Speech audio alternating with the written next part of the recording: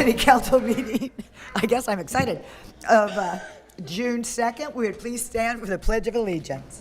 60. And begin. I pledge allegiance to the flag of the United States of America and to the republic for which it stands, one nation, under God, indivisible, with liberty and justice for all. And for the record, because I have last week's agenda, which we didn't do, and this one, this is the meeting of June 16th. So if you may sit, sit, please. And under the, in getting into the spirit of the 250th year of the celebration of our nation, I am dressed as Rosie the Riveter, and I don't know if any of you young women are aware of who she is, so I'm just going to give you a little bit of information. Rosie the Riveter was the nickname and symbol used to represent the millions of American women who worked in factories, shipyards, and defense plants during World War II. Rosie is one of the most famous American cultural icons of the 20th century. Rosie was part of a wartime campaign to encourage women to take jobs traditionally held by men. Rosie became a lasting symbol of women's ability to succeed in skilled trades and manufacturing. One woman often associated with the iconic image is Naomi Parker Fraley, whose wartime photograph helps inspire the famous imagery. Rosie represents patriotism and the idea that opportunities should be open to everyone willing to do the work. So on your phones, when you go home, you can look up Rosie the Riveter. She kind of dresses like this, but her hair is black. So anyway. Okay, may we have the roll call, please? Mayor Marshall. Here. Mayor Pro Tem Lavelle. Here. Councilmember De La Rosa. Here. Councilmember Ponce. Here. Councilmember Schickling. Here. Are there any announcements or written communications? We received 3 written communications regarding item number 14, adult use cannabis discussion. Copies have been provided to the City Council and are available for public review. Okay, we do have a proclamation. A proclamation of the City Council of the City of Avalon honoring the Avalon Middle School girls volleyball team. Whereas the Avalon Middle School girls volleyball team achieved an extraordinary milestone by winning the Long Beach Unified School District Division III Middle School Girls Volleyball Championship on October 25th, 2025, and whereas the Avalon Middle School sports program is only in its 2nd year, making this championship achievement especially remarkable and a testament to the dedication of the student athletes, coaches, families, and school staff who helped build the program from its earliest days. And whereas this championship marks the first volleyball championship of its kind in Avalon Middle School history, making it a truly historic accomplishment for the school, the athletic program, and the Avalon community. And whereas the team completed the entire season undefeated, demonstrating exceptional athletic ability, perseverance, dedication, discipline, teamwork, and sportsmanship, and whereas the team's roster of 16 student athletes demonstrated exceptional skill and sportsmanship throughout the season, earning the respect of opponents and spectators alike, with some even questioning whether the players were truly middle school students because of their advanced level of play, a testament to their athleticism, maturity, and excellence on the court.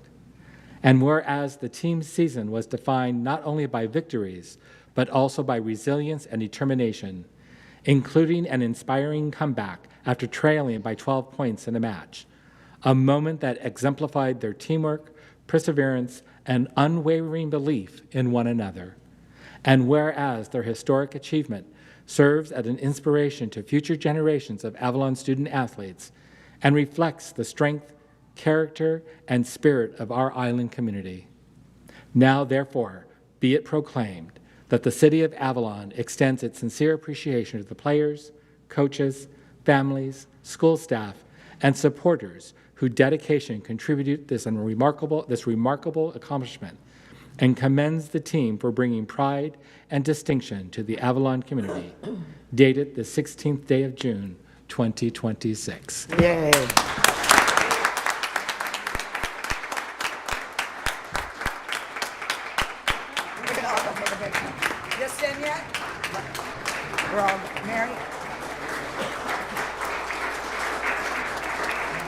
Next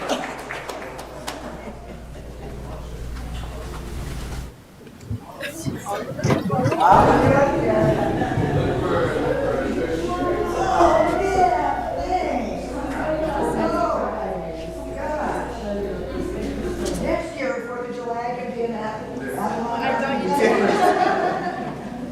Oh my God, thank you. Okay, we're coming this way. Thank you.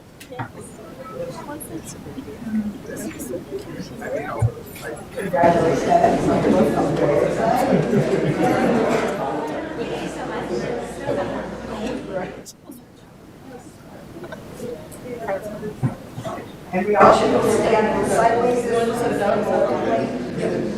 many of us. Why don't some of you go down the bottom? Some of you are snapping. 7 groups on the bottom. You're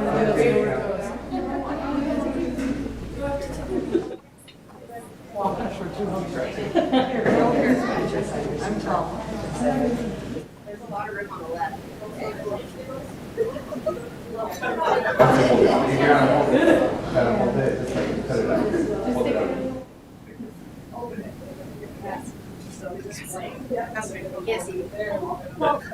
There's room on the left.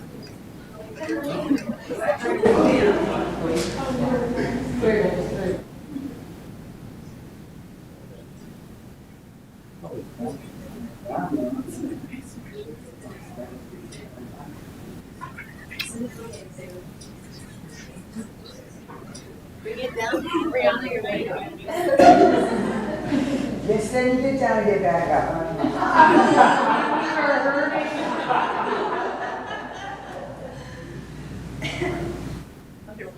Congratulations.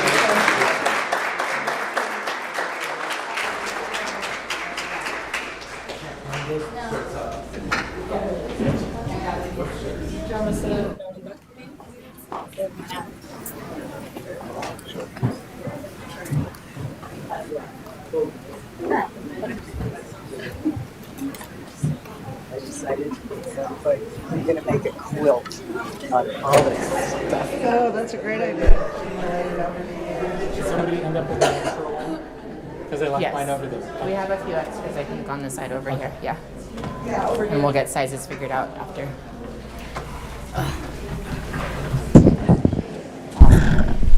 Wait, you're not staying for the meeting? Come on, it's only going to be like 6 hours. our young diplomats. Randy, can I go with you? Okay, department head reports. Do-do-do-do. We got. Okay, I was gonna say. Good afternoon, Mayor, City Council members, and city staff. Jackie Cordero, Public Works Director.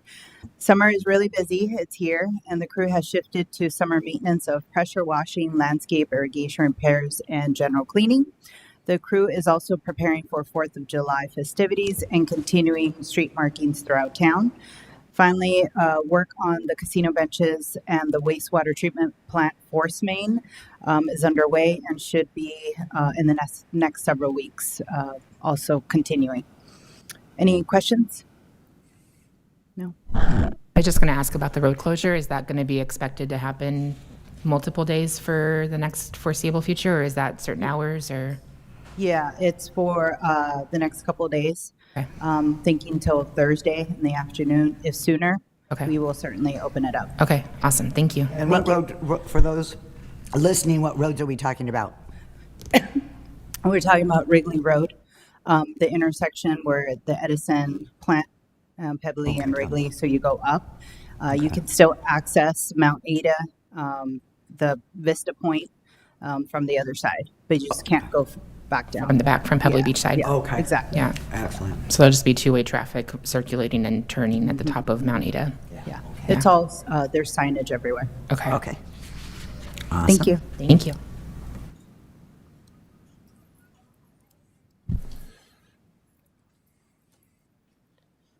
Good evening, Mayor, Council, City Staff. Michael Alegria, Fire Chief. Just 9/11, save the date. We're going to do a stair climb at the casino, working on bagpipers, luncheon at the fire station, and then something that we've been working on with the museum. Nice. So 9/11, since no council last, 153 calls in May, 85 EMS, 68 fire. We're now just under 550. We had all shifts set to go to the mainland for LA County spring drills and do live wildland training, laying hose to live fire and helicopters. One crew got to go, and then today they canceled it for the rest of the season. So one crew got to go. They had good training. Area F was here last week. Our disaster management, Luis and his crew from Long Beach, to talk about things about disasters. We had a great couple hours with them, and then he's going to come back with LA County disaster and talk about evacuations and things with them. They'll be back in a couple weeks. We hosted the Prime Timers, and then we also hosted Backcountry Heroes with the guy Caleb that's been coming for a few years. Good, thank you. They came and we made lunch with the veterans and their families at the fire station for them last Thursday. All right, Thank we're you. good. Thank you, Chief.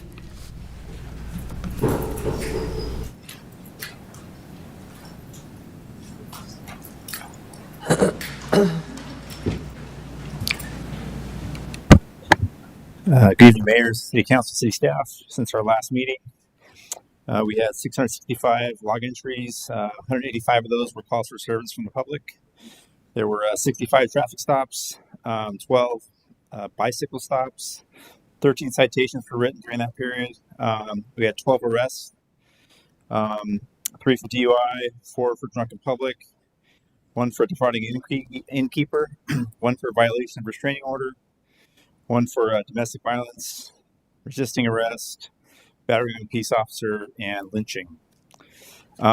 We're getting prepared for 4th of July. We have my entire staff working 2 shifts that day, so we should have 8 deputies on day shift and 8 deputies on PMs as well. Just a question. We kind of went lynching. What's that mean? Yeah, lynching is not like it sounds from like Yeah. the old movies. What it actually means is when you have someone that you're taking into custody, or you have in custody, and someone attempts to take them from your possession. So, if someone's detained in the backseat of a car and someone physically tries to remove them from the backseat, that's lynching by California law. Okay, thank you. Okay. Well, good. to know. Should come up with a different synonym for that one. Yeah. Yeah, thank you, Captain. Thank you. We missed you at golf on Sunday. We missed you at golf on Sunday. Yeah. I know.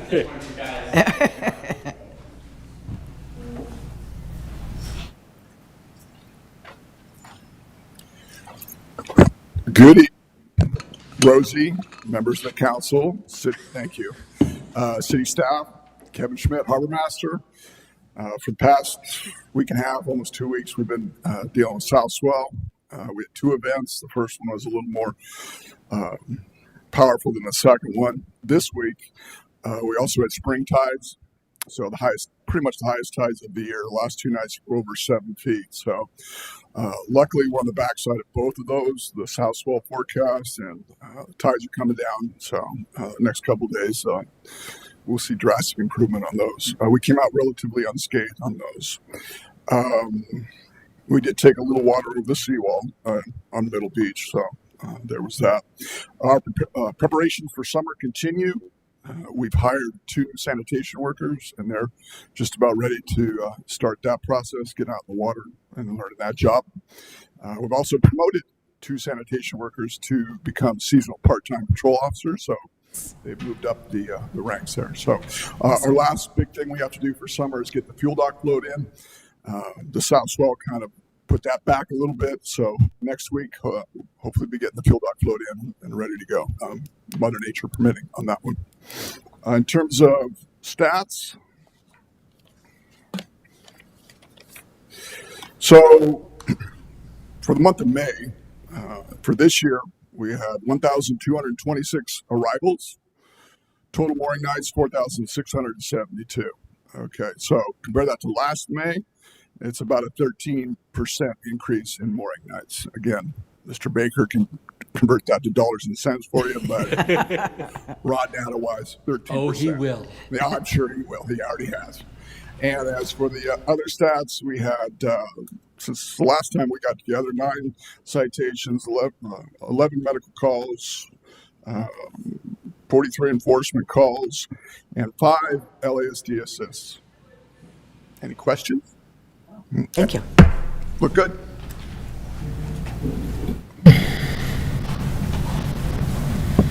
Good evening, Council. Matt Baker, Finance Director.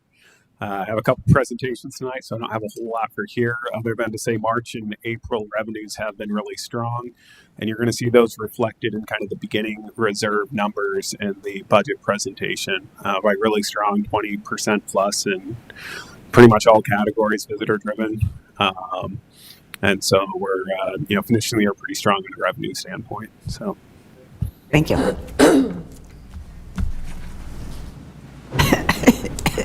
Boy, there's props. Good evening, Council, Madam Mayor. On Wednesday, June 3rd, the City Fire Department hosted our last Prime Timers get-together. Chief Alegria blew everyone away with a tour of the station, introducing the crew and showing off their shiny new fire engine and cutting-edge life-saving gear. To top it all off, the fire department cooked up an outstanding homemade lunch for everyone. The Prime Timers walked away with full stomachs and a peace of mind, feeling incredibly confident that our local heroes have both the elite training and modern tools to handle any emergency quickly and efficiently. Summer is here, and our department is staffed and fully prepared to deliver. Our summer fun-free community programs are back. Monday, beach days from 11 to 3 on South Beach. Tuesdays and Thursdays, beach bingo at 6 p.m. on South Beach. Wednesday, fishing derby from 7 to 9 on the Green Pier and movies on the beach at 8 p.m. Fridays, our Funky Friday dance party on the Wrigley stage from 7 to 9. And Saturday, Art in the Park from 11 to 2 over at Avalon Kids Park. And Sunday is our Wellness Sunday yoga program on South Beach at 9 a.m. Again, these are all free events. Summer Day Camp has officially kicked off. This year, we've teamed up with Avalon Outdoor Club, the Catalina Island Conservancy, Blue Water, and the County Lifeguards to elevate our programming. Our goal is to introduce campers to exciting island activities that they may not even know exist, including archery, survival skills, water recreation, water safety, conservation, and trips to the backside of the island. Camp runs Monday through Friday from 9 a.m. to 3 p.m. Registration is just $20 a day or $80 for the week. You can pick and choose. Spaces fill up fast, so sign up today at cityofavalon.com.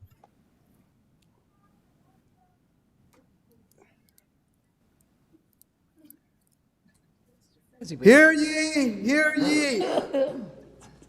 The fourth day of July draweth nigh.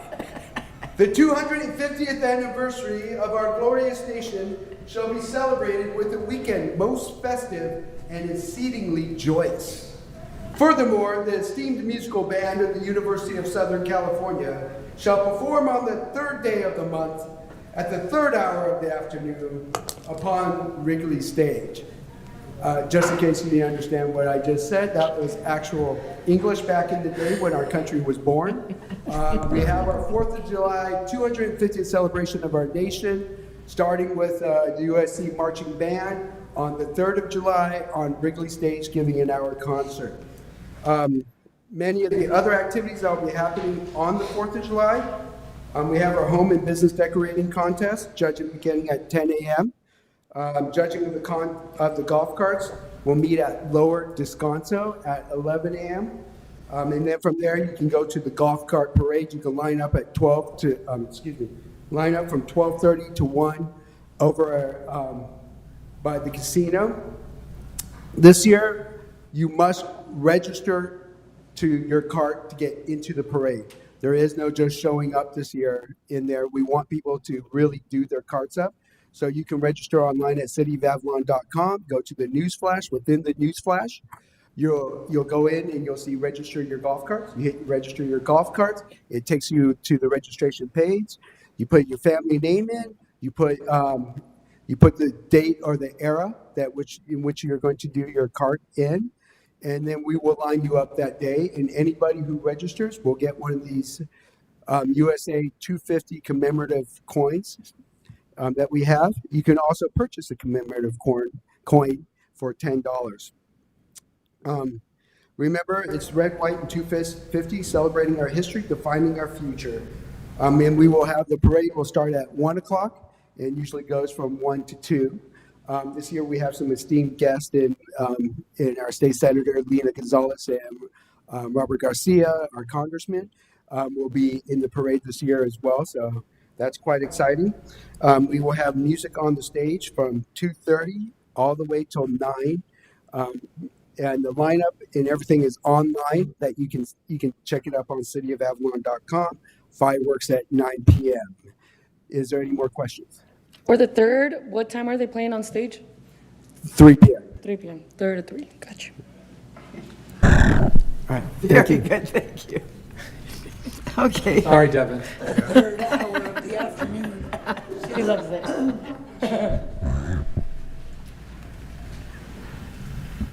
All right, good evening, Mayor, Council, staff, and the Avalon community. Jocelyn Francis, Assistant City Manager.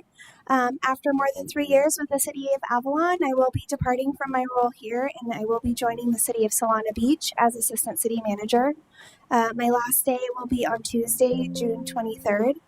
This decision was not an easy one, as serving this community and working alongside each of you has been one of the most rewarding experiences of my career. Together, we've accomplished much, from launching new technology initiatives and improving public services to advancing sustainability efforts, progressing major public infrastructure projects, enhancing community engagement, improving public safety, and tackling complex challenges unique to island life. None of these achievements are possible without your dedication to public service.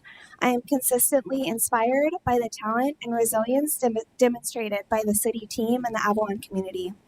Thank you for your partnership and commitment in making the community better and greater than when you found it. I leave with confidence in the future of this organization and know the city will continue to thrive because of exceptional people who serve it. I wish each of you continued success, both professionally and personally, and I look forward to seeing all that you achieve in the years ahead. Thank you so much.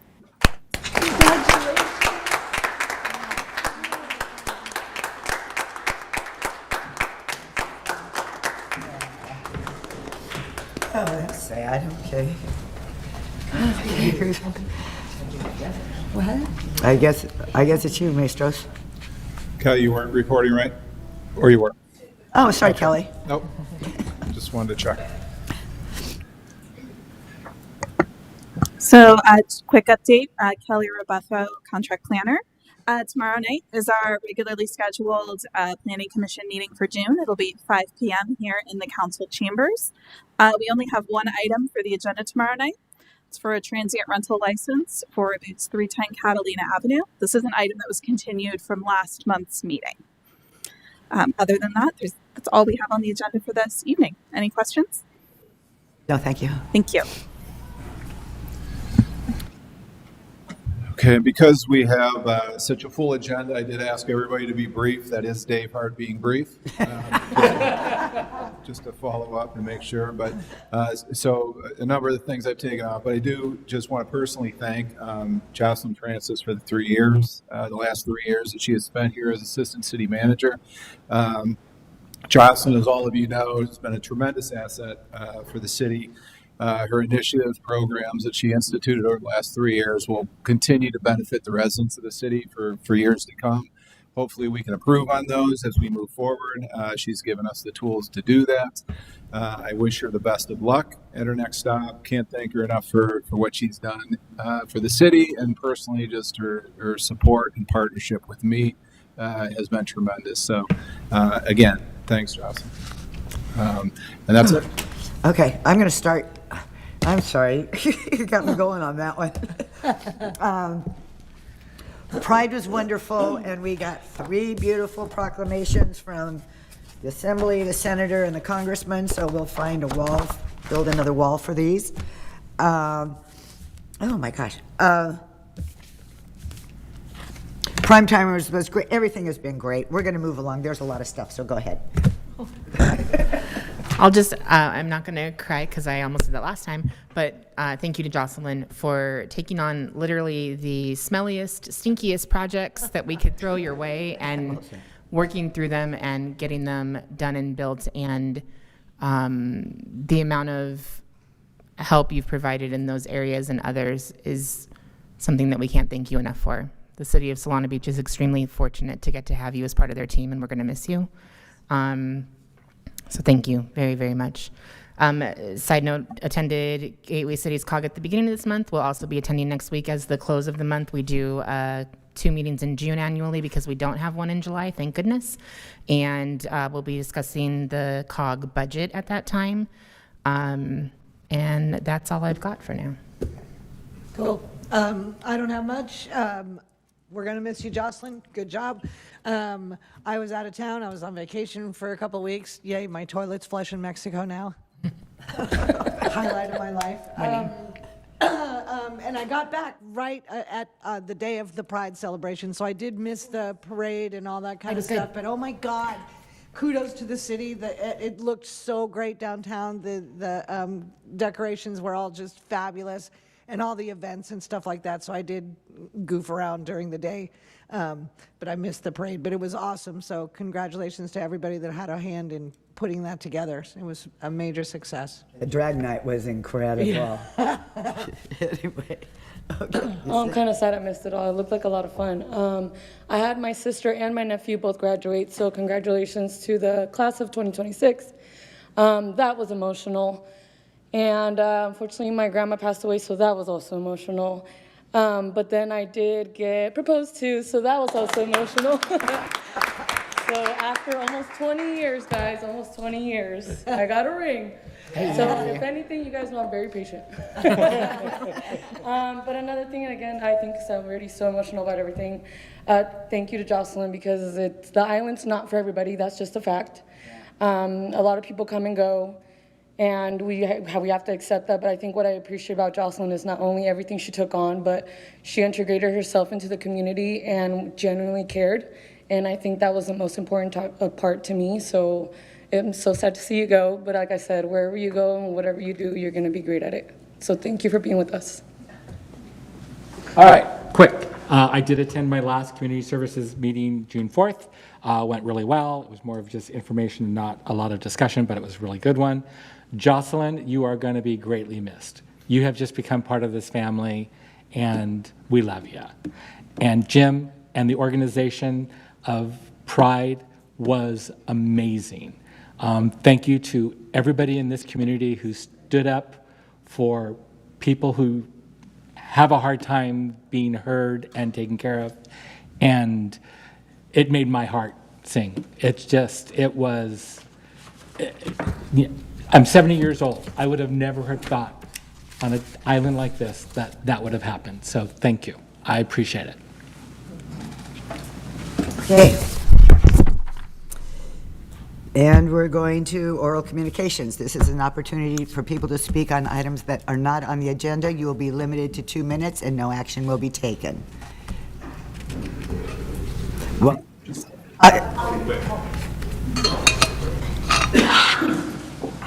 Morning, Paul Birchall, Avalon Library. Super quick, it's the Summer Discovery Program, and that means reading this summer. Come to the library, get a little game packet, read 3 books, get a prize. We've got stuff for you. Reading is so important. Don't forget to read. Always remember, like if you're a kid and you stop reading in the summer, it's much harder to start up again. You know, these great achievements, the graduations, they don't come out of nowhere. Got to make it work. And reading in the summer is very important. Come to your library, get some use out of it. Because of the Summer Discovery Program, I'm doing very many little crafty programs over the course of the month. Going to have Uncle Sam paper bag puppets right before July 4th. Going to have fireworks paint with like paper rolls and paint go blah, blah, blah. Going to have summer sun catchers, summer soccer balls, all sorts of little crafts. We just did LED flashlights. That was really cool. Coming up on July 9th, I'm going to have a play, a one-man show about the life of Harry Houdini. I'm hoping there's some magic in it, but it's actually a play. That's going to be pretty cool. Always a reminder to come and join us for our history talks, second and fourth of every month. Really good. Chuck Liddell, Sandy Putnam, and we're getting sort of a crowd of folks who come by and just sort of hang out and chew the fat and talk about the old days, which is actually kind of nice. It's kind of a nice thing. I do show movies. I show movies some Wednesdays at about 6. I'll probably taper back on that because of the big movie going on the beach. I still do story time Saturday at 11. Come to me before you go to Art in the Park. A lot of stuff going on. Please don't forget your library. Come see us. Houdini's best feat is going to be he's not going to show. I'm sorry, say again? Houdini's best feat is that he's not going to show. Oh, he'll be there. He'll be there. He's got to get paid. He doesn't show, he don't get paid.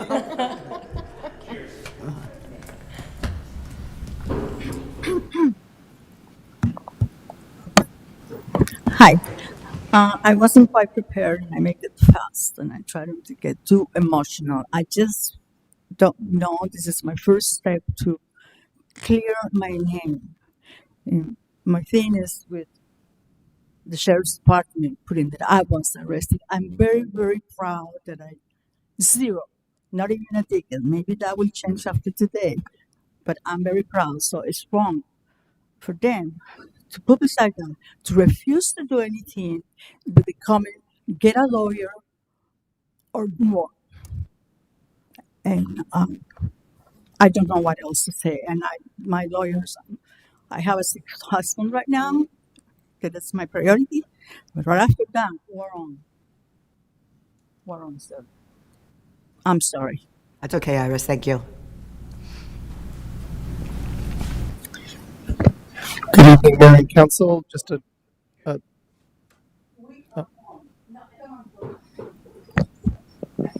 so, good evening, Mayor and Council. Jim Lujahan, Love Catalina Island.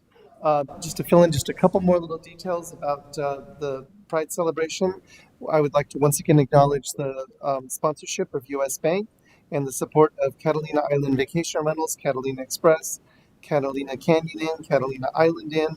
Excuse me one second. Seacrest Inn, Iris and Matt, please take it outside. Thank you. the Catalina Island Museum for Art and History, and the Catalina Art Association, and of course the City of Avalon. Without all of those partners, we couldn't possibly have brought it together. And I think a city employee, Constance Garcia, deserves a major shout out for her role in not only the decorations, but she was there before me. She was probably there after me, and just can't say enough about what she did to help us be successful. So thank you very much. Oh, and real quick reminder, before we get into the celebration of the 4th of July, we have Trey Hill kicking off her concert series on June 27th at Wrigley Stage.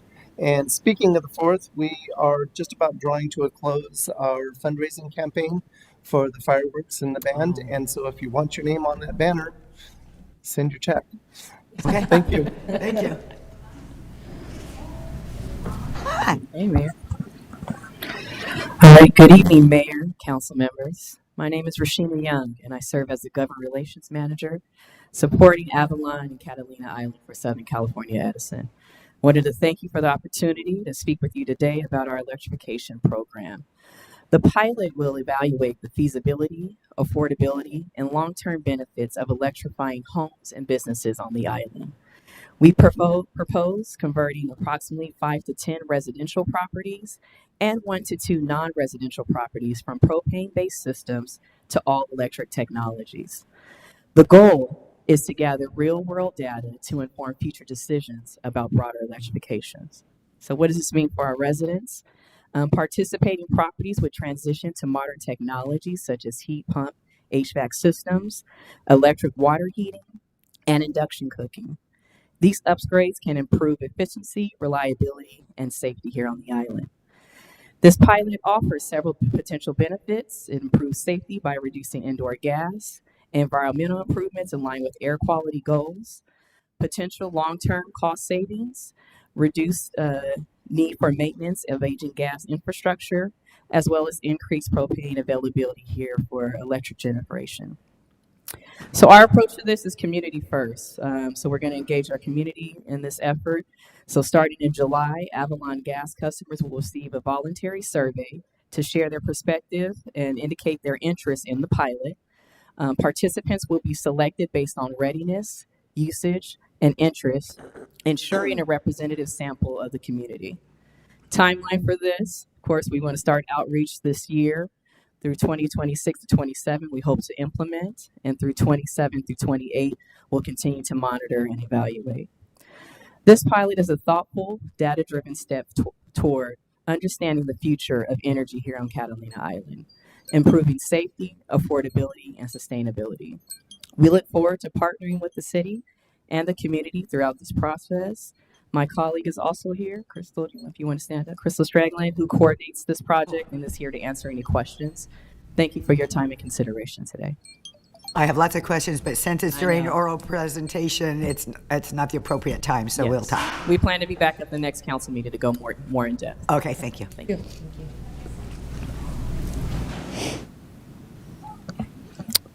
Good evening, Mayor Marshall, City Council members. My name is Pepe Barton, Director of Communications for the Catalina Island Conservancy. And last fall, the Conservancy launched a new Islander membership for locals, and it's really centered around access and also affordability for getting into the interior. And so far, the response has been great with 75 local Islander memberships, because over the years, we heard from residents they love the island, but getting beyond Avalon and into the interior isn't always easy or affordable. So this membership is hoping to help change that for just $10 a year for a couple and $25 a year for a family. Local residents can get multiple benefits, and that includes just $3 shuttle rides into the interior for each trip segment with stops at Little Harbor and Airport in the Sky, and includes free admission to the Wrigley Memorial in Botanic Garden, free bike passes, and a complimentary eco tour each year. And so that's just some of the benefits there. And we priced it for our neighbors, not for tourists. So that's why the typical rate for a couple is $85. But for Islanders, for a couple, that's just $10. And so we hope families who live here can experience the place they love, pass that connection on to their children, and get into the interior a little more often. Every membership also supports the work of the protecting 80% of Catalina, restoring native habitat, and also maintaining the roads and trails that so many rely on. And so island memberships are available now at the Trailhead Visitor Center, and they can just bring a photo ID, Islander subsidy card, and then we hope more folks will be able to take advantage of that and get into the interior of the island. Thank you. It's a great program. Thank you, Pepe. Any questions? One question? Yeah, go ahead real quick. Do you have a single member price? Not everybody's a couple. We don't have a single member price, but you can do the $10 membership. Yeah. Okay, thanks. I know. You can put me on your card because my husband won't go. Okay. Good evening, Council. Nice to see you all today. Just checking in again, Sarah. Lisa had reached out to me this afternoon and just trying to get some clarification on the rules, regulations for our local tours. Who's permitted to provide the tours or be on the streets with or without the certain permits needed, or no city sticker, for instance, today.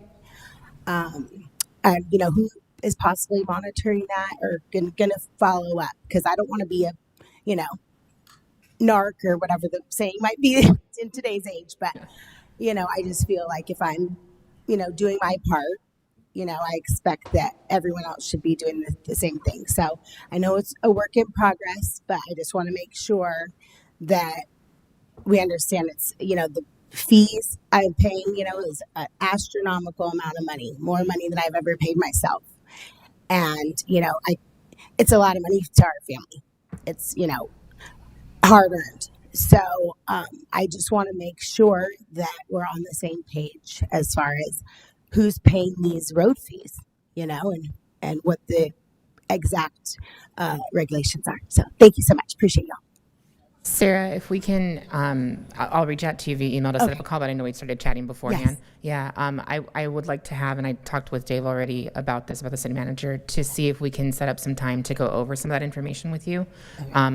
Because I think there's some info you received when you signed up that we need to clarify for you of who's doing what, but then also confirming that everyone's on the same page. I think The city has done their due diligence to try to have that be the case. We also know that there are gaps in enforcement, and so wanting to work towards that. There's a couple things on the agenda that are coming up that are part of that enforcement, but we do want to make sure everyone's on the same page and understands what they're obligated to pay and what they're not obligated to pay. So, And then another thing really quick, and I'm running out. Also, what type of autoettes are allowed are street legal, that are specially qualified? We also would really love to know the details on that, because I would love to possibly get something like this myself. And then another main thing is the most recent permits that were given were provided with different stipulations than we were from the council. So I can't really ask anybody else that. Why were we asked to do certain stipulations in order to run our business, and other people that have received the same permit were not asked the same? So that's my main biggest question. Kind of feeling a little singled out. Yeah, I'd be happy to sit down with you and we'll go through that. Okay, beautiful. Thank you so much. Thank you. Thanks, Sarah.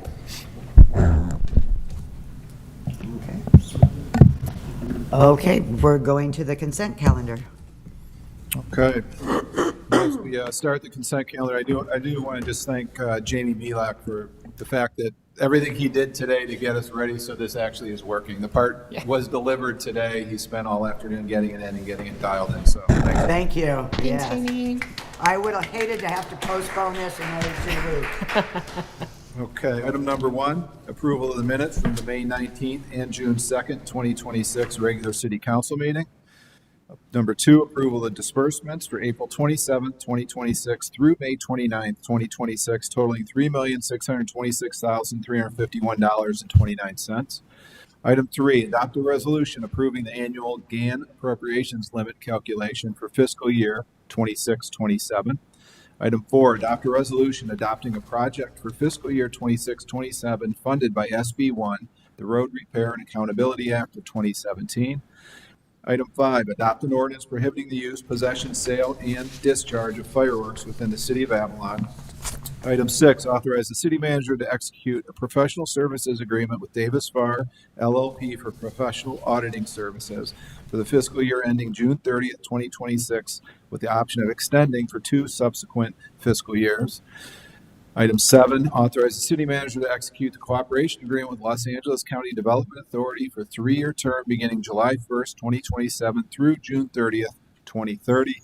And finally, item 8, direct the city clerk to notify all city departments and advisory bodies that have previously adopted conflict of interest codes of the biennial review requirements for such conflict of interest codes. Require all departments and advisory bodies that have previously adopted conflict of interest codes to review such conflict of interest codes and report to city council any amendments, or report no amendments are necessary no later than October 1st, 2026.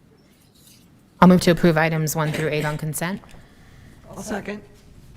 Let me ask a question. So I was going to ask about, okay. Go ahead. I was just going to ask for Mary because you weren't here on the second.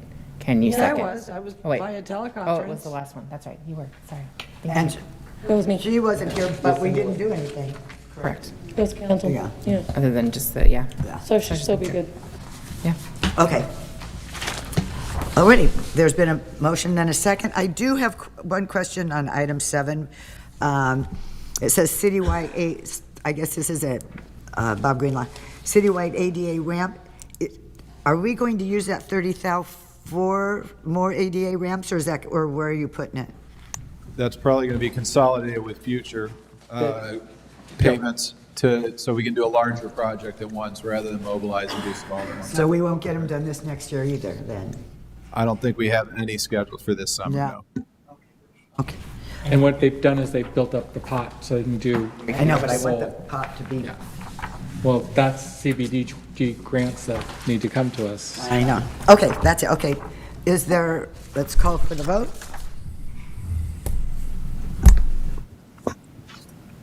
All ayes.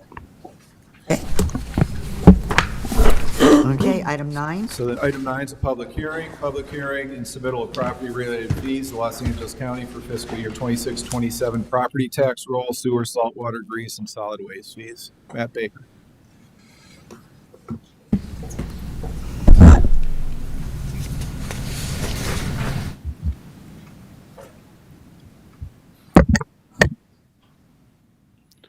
Good evening, Council.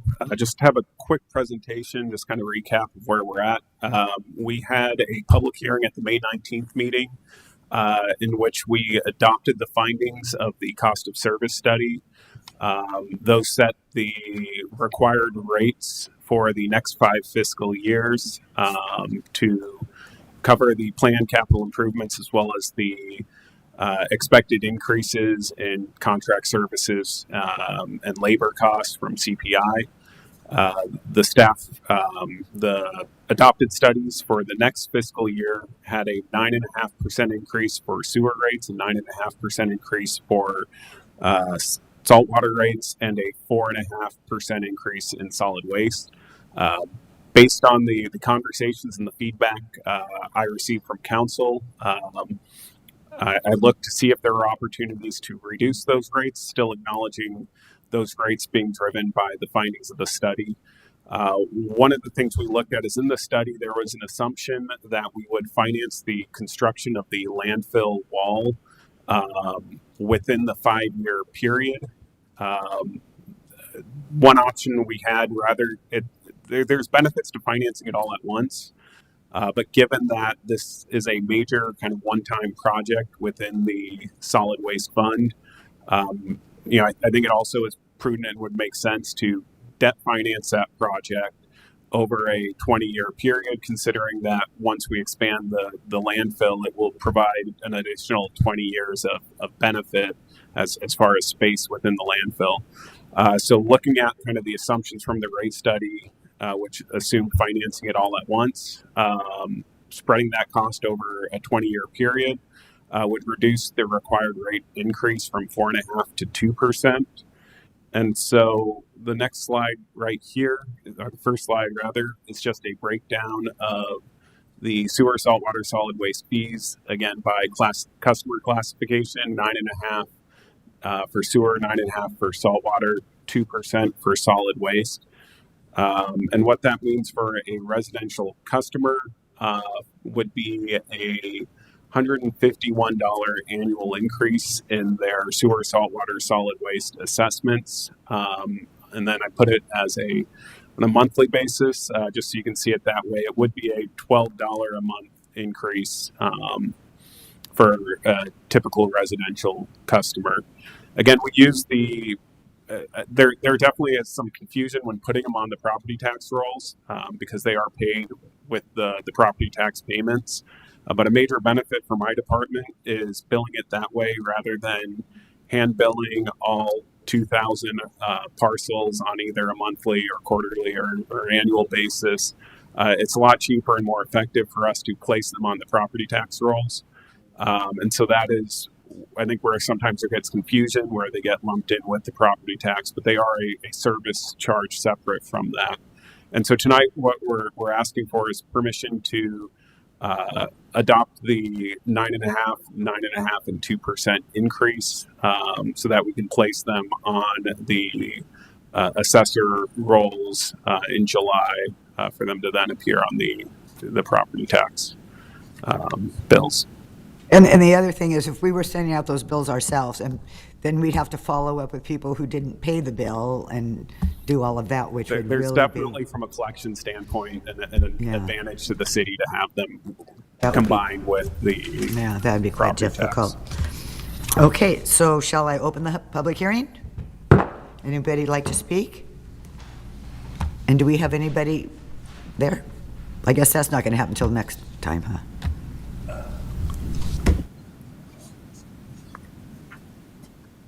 I can't possibly be the only person here to speak on this. Okay. I inexplicably trust Matt Baker's analysis and ability to grind down the budget and find alternate ways to cover expenses. But I do, however, disagree with the city's decisions on some of these infrastructure projects that aren't solving problems but are kicking the can down the road for the next generation. I urge you to vote no on increasing these fees. While I do respect the council has accepted the cost of service study for these fees, I would have hoped you would have found other monies in the budget to cover the difference rather than raise these fees again. Saying yes to increasing these fees now means since 2016, they will now have been increased 120%. It's frustrating as someone trying to provide housing for middle income families that landlords are being priced out of being able to provide affordable housing. These fees, Edison's increases, and other increases for me alone will constitute a $75 to $100 a month rise in rent for each of our tenants if I were to pass these fees on. We already provide below market rent, as do many other landlords, in order for our middle income to have dignified living. As Marina Belcito mentioned a few months ago, if the city wants landlords to provide affordable year-round housing and less persons wanting to make vacation rentals out of the available housing stock, you, the city council, need to help us. You need to weigh in on what these fees really mean to those they are affecting. Is the city actually getting the services that we're paying for, and are the facilities actually being serviced? I urge you, please vote no on increasing these fees. Thank you.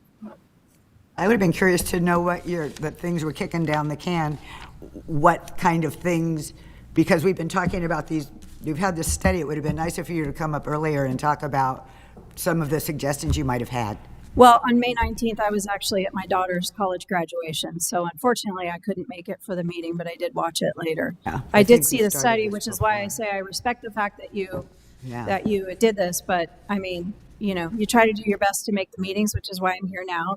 Yes, thank You guys also very clearly stated that if no significant opposition was received, that you would do this. So I already, can gather that you're going to vote yes on it, and I appreciate that. But you can't go back and say, I wish I would have said something when I had the chance. So I'm here saying Okay, that I I'm asking appreciate you that. to vote no.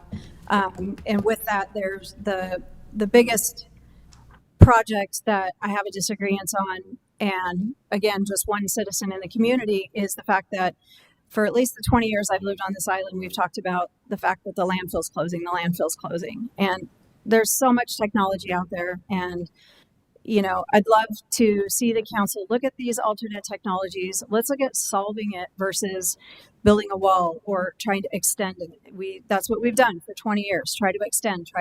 Let's try to solve it. The other project is water. We're not talking about water because we're not in a drought, but for some of us that are up there looking at the reservoir on a weekly basis, we're seeing the drop significantly. So we are going to go into water rationing, whether it's this year, next year.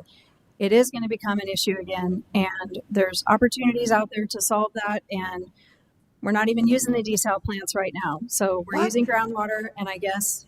Yeah, we are. I spoke to somebody from Edison a month ago that said that they weren't. No. That they were pulling from groundwater. And I understand that groundwater is cheaper. No. Desal plant's running, has been running. Has been running. Yes. Okay. Well, thank you. I appreciate that. It was down for several weeks for maintenance, but maybe that was the time that I'd asked. Could be. But Could be. Yeah, but, no. That was the answer I received, is that they weren't operating and maybe they were down for maintenance. That's a fair, as a matter of fact, assumption on my part when an Edison employee tells me they're not operating. So we actually put in new technology membranes in one of the existing desal things. And because of that, we're increasing the amount that we can produce by 30%. That's just fabulous. by changing the membranes. That's fabulous. That's really great. And that's the first I'm hearing of it. So thank you for reporting that out. That's good for all of us to know. Yeah. But the project specifically I was talking about was connecting Hamilton Cove to the water system. So when we are in rationing, that we can include Hamilton Cove as part of our city water system. So Am I allowed to talk about that?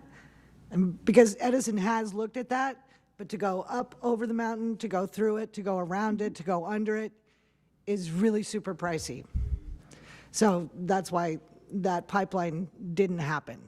So we're looking to increase the amount of desal production, which one thing that held us back was the island company getting an easement for a new well. That has finally been taken care of, and we're going to get a new well, which will increase it. So the desal is going to take care of us. I completely understand God, I hated rationing. I never, ever want to go there again. But Edison has been working tirelessly to, I don't think we can completely solve it, but we're working in the right direction, and it's going to be much, much better, which will stave off rationing for quite some time. That's fair, and I appreciate that input.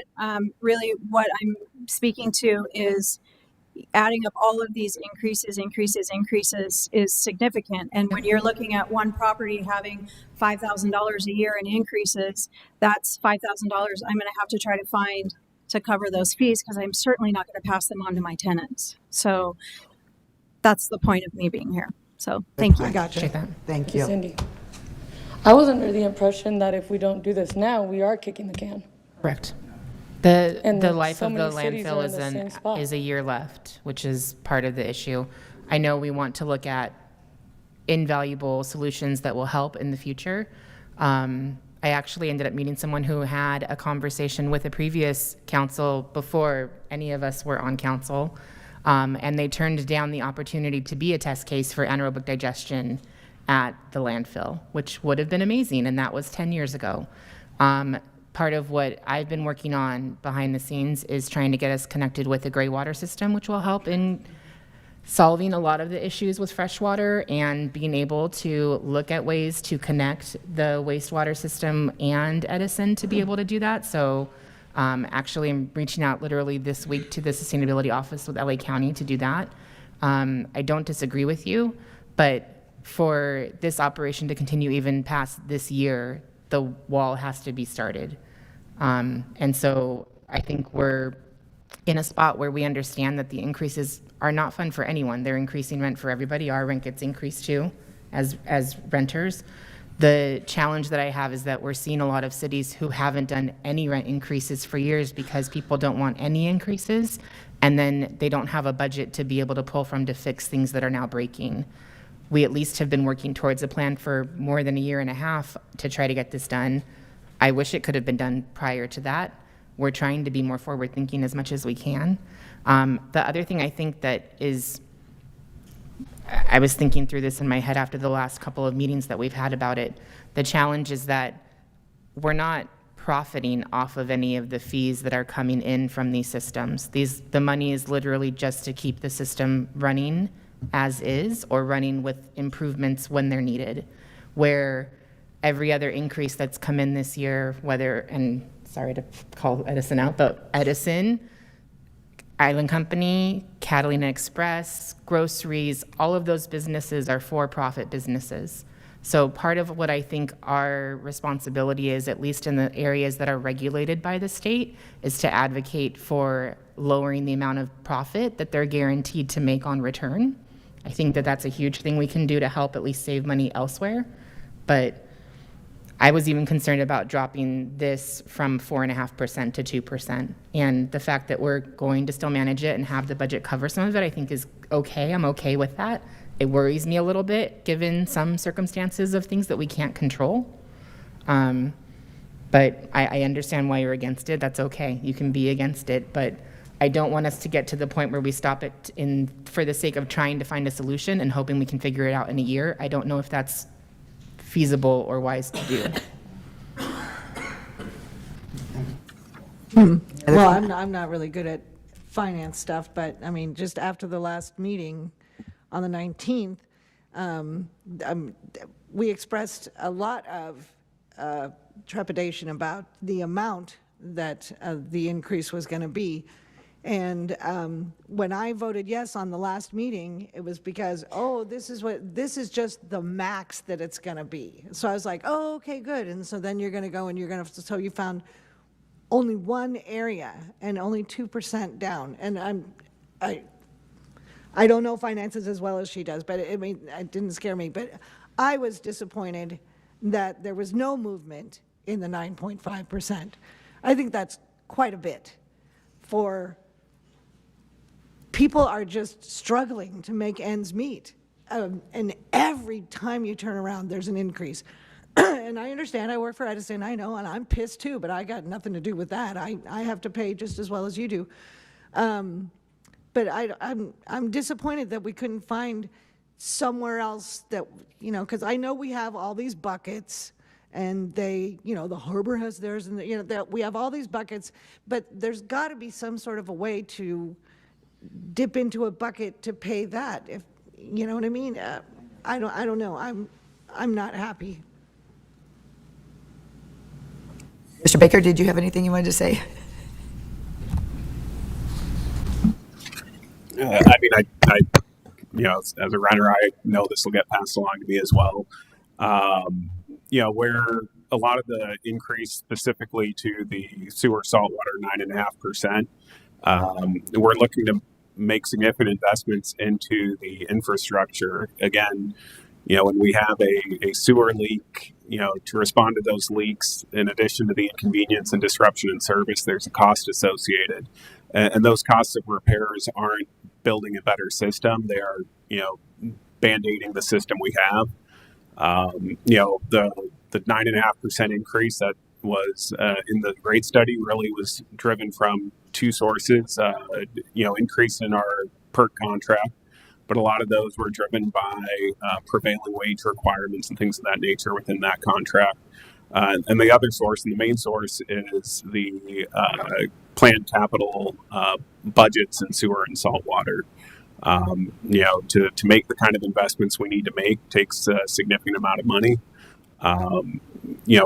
While yes, the general fund would have the ability to subsidize those funds, I caution using those on those capital projects because it's not a one-time need or one-time fix in the sewer and saltwater fund.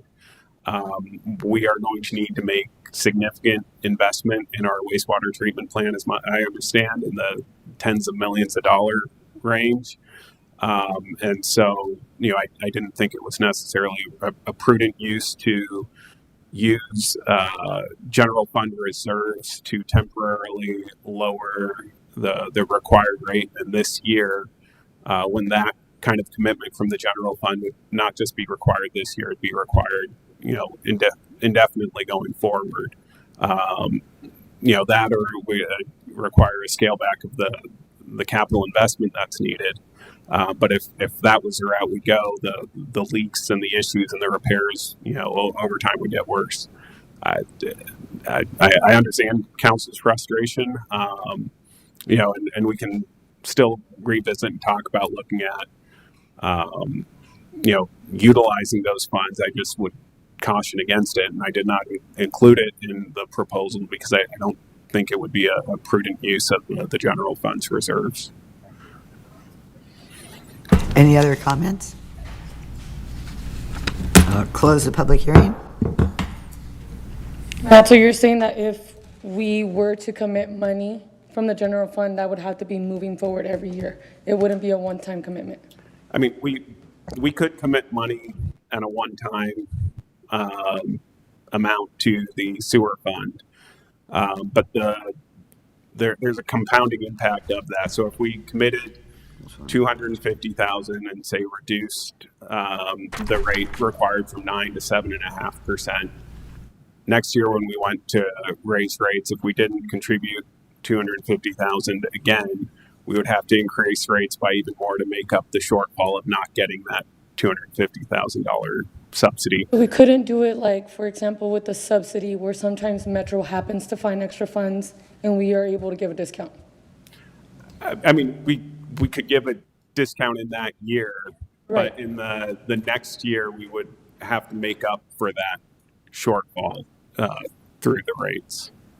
So like if this year the increase was 9.5% and next year the increase was an additional 7%, if we covered the cost of the 9.5% with the general fund this year, next year the amount that would be owed by a person would be the original 9.5% plus the 7%. So you're talking about a compounding amount of percentage that would be due. And that's what he's trying to say is that if we find that we want to subsidize money from the general fund, even for a single year, the next year the jump up would feel even more significant because they hadn't paid for this and it didn't feel as incremental. I think part of what most cities are trying to do is find an incremental percentage that is somewhere between what the full amount of the expectation is for the 5-year plan and be able to not overwhelm at one time with a jump where the percentage, and again, like Cindy mentioned, the percentage of the last 10 years, that is not insignificant. It's definitely not insignificant. What Edison has done, that's not insignificant either. Theirs is significantly more because for a number of years they didn't do percentage increases, and they had to go through the court system to get the approval from the PUC.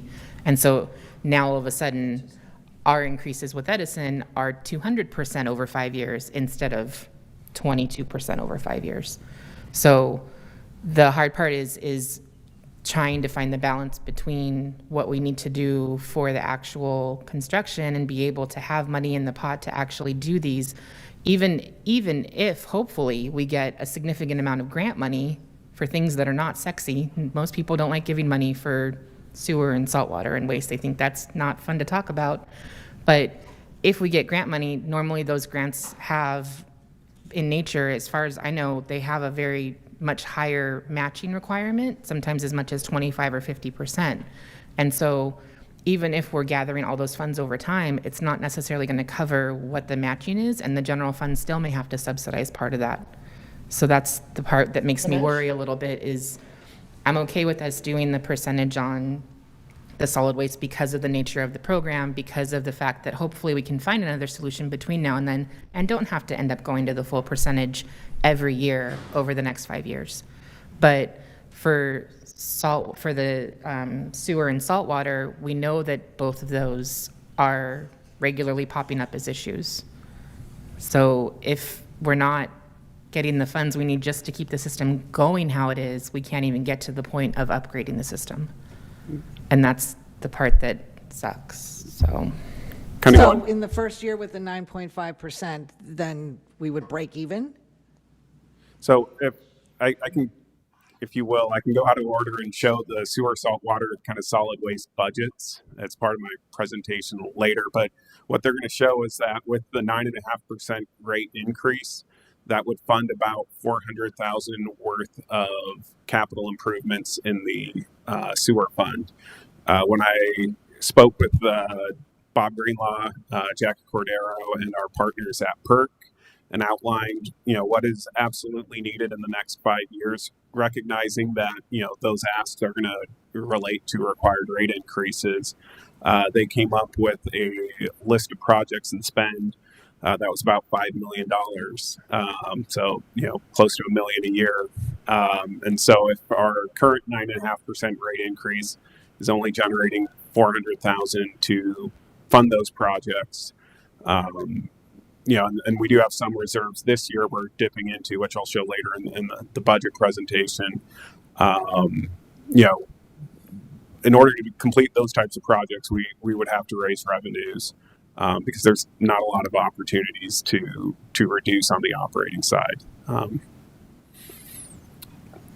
the one thing, and it doesn't help us here, but I think it's important kind of context and backstory, is historically the city received redevelopment funds as part of the Avalon Community Improvement Agency, and that was in the tunes of millions of dollars a year that we used towards capital improvement infrastructure projects, including sewer saltwater projects. With the dissolution of redevelopment in 2014, we no longer receive that portion of property tax money that we previously received, and we did use those monies to fund these type of projects in the past. Those monies are no longer available and haven't been available to the city over the last decade. And that's part of the reason we've seen these increases in sewer, saltwater, solid waste rates is because that revenue source that previously was available to us is no longer available to us. There's nothing we can do about that at that point, so I try not to bring it up. But that is one difference between 10 years ago and today, is we did have additional property tax monies available that no longer are available to us. I was trying to talk the same way you were. I wasn't getting it that, yeah, I know. I just want to read something in regards to the city of Bakersfield. After more than a year of public discussion, several meetings, and 2 public hearings, City Council members voted to increase Bakersfield's sewer rates, despite near universal opposition from public speakers. The average rates for a single-family home will increase from the current $247 annually to $475 for the 2026-2027 fiscal year. Rates will then increase by $100 annually for the next 4 years before reaching $875 at the end of that. City officials have said the increases are necessary to both cover the cost of operations of the city's wastewater system, currently running a deficit, and to raise money for desperately needed upgrades and expansion to meet the needs of a growing city.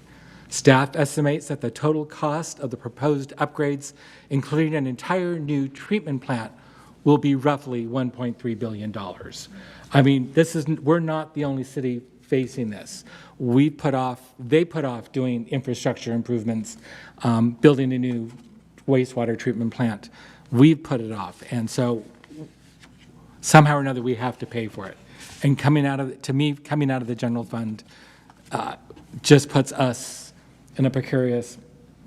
Yeah, to me that's not the way to do that. So. Any other comments? If not, the public. I'm really truly not trying to pick a fight, but I just want to speak to the grants. Currently, right now, the USDA has a water and waste disposal loan and grant program in California. Program status is currently open. This program provides funding for clean and reliable drinking water, sanitary sewage disposal, sanitary solid waste disposal, stormwater drainage to households and businesses in eligible rural areas, which are rural areas and towns with populations of $10,000 or less. So if grant funding, there's also long-term low-interest loans as well. And then there's several bullet points of, what this could be.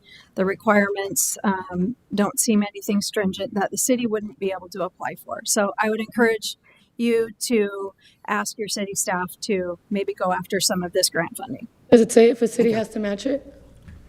It does not. It does not, but this is a cursory look at it. Yeah. But it still is. Okay. It's something to look at. For sure. Thank you, Cindy. Hi, Bob Greenlaw. So Matt spoke about the need for like $1 million a year. We're looking to fund about $400,000 a year. So that's exactly what our plan is to start going for grants to raise it up and get it to that point of $1 million a year, just even for this infrastructure to keep us going.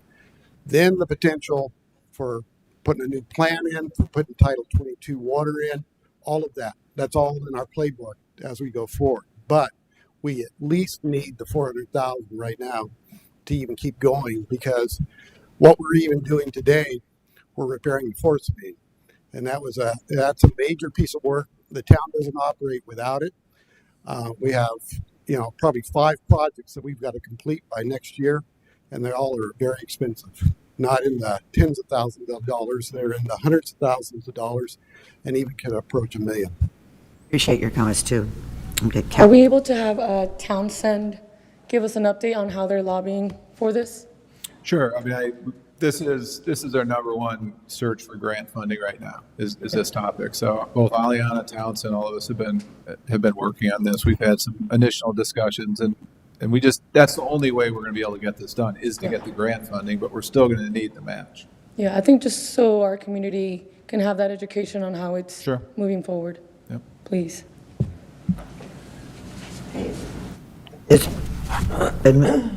Was it moved and seconded? Well, Mayor, before we move on, I mean, have you closed the public hearing? Yes, we did. Yeah. I just want to acknowledge, or for the record at least, that the city did not receive a majority protest for these rates, which was part of the initial process. So.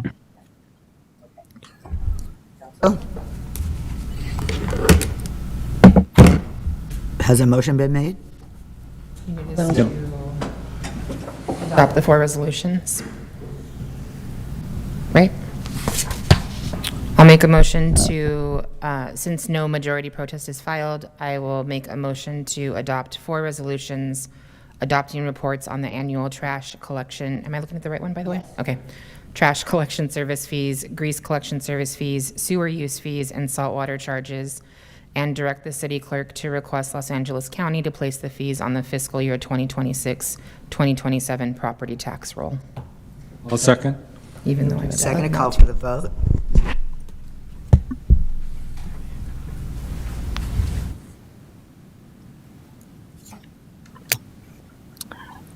Ayes, 1 no. Councilmember Schickling. Item number 10. Item number 10 is fiscal year 26-27 miscellaneous fee schedule. Matt Baker.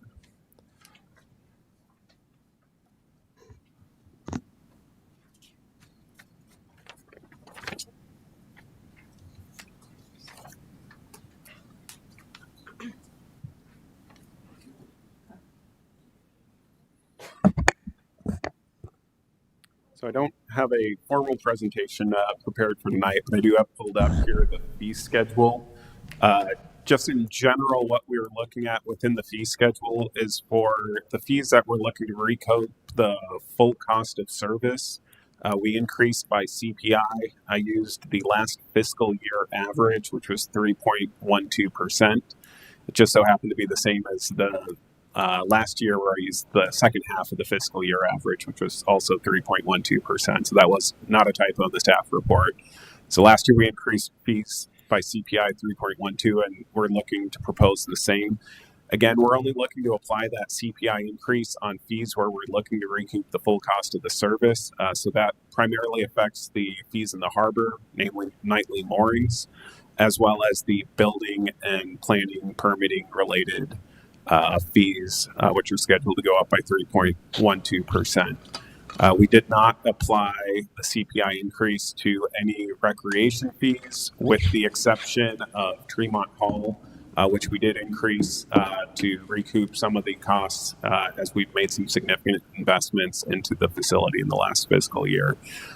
Similarly, with the code violations, we did not increase the ticket prices from $55 for most violations. Again, the intent behind those dollar amounts is really to correct the behavior, not necessarily to generate revenue. And so we felt the $55 was still sufficient to encourage people to park and follow those signs appropriately. If in future years we think that needs to be raised to correct behavior, we always have that ability. But I think that number is still an effective number to curb behavior we're trying to curb. We had a couple minor updates to the fee schedule. I tried to highlight those in yellow. The rates for ambulance, we follow the county's rates for those services. And I believe the one new fee that we did add relates to electric bike impound release fee. We previously had a bicycle release fee and a vehicle release fee. And so we added a additional fee, here we go, for an electric bike release fee. And the amount is somewhere in between the release fee for a full-size vehicle and the release fee for a bicycle. So again, most of the fees went up by CPI. Recreation, public transit, those fees we did not increase.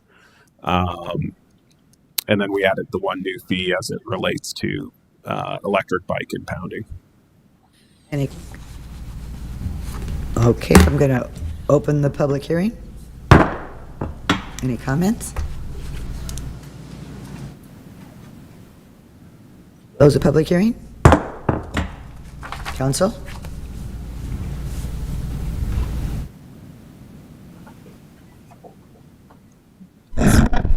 I'll make a motion to adopt the fee schedule as proposed. I'll second.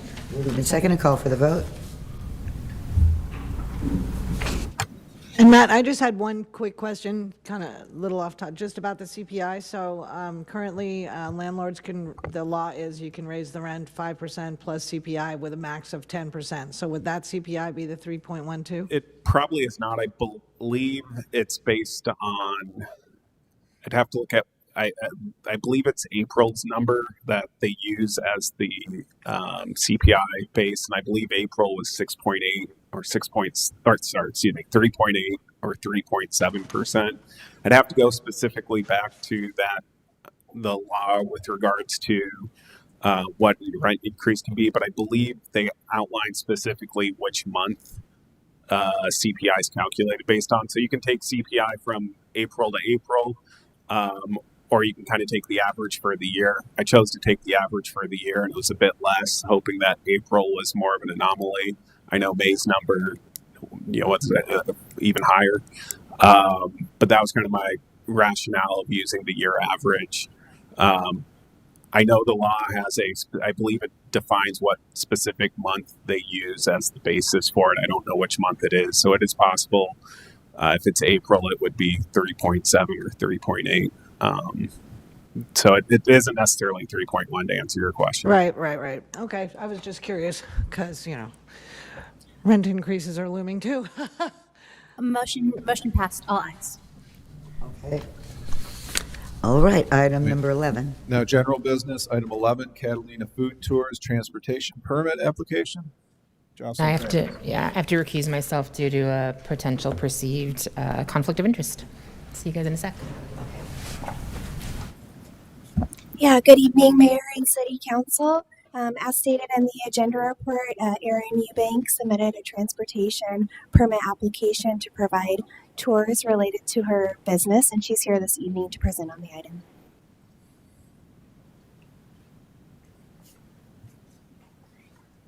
Hi there. Erin Eubank, 18 Kenyon Terrace. I don't know if I need to Speak up a little bit. Okay. Thank you. Do I need to state my address? Or does it not If matter? you'd like. Okay.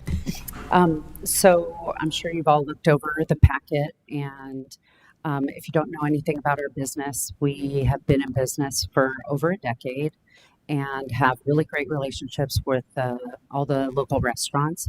And we thought it would be really great to expand our walking tour to include, as you saw in the map, to get, outside of downtown, the immediate downtown area to explore, as well as we kind of have a pending yes from the Conservancy based on this information that we submitted.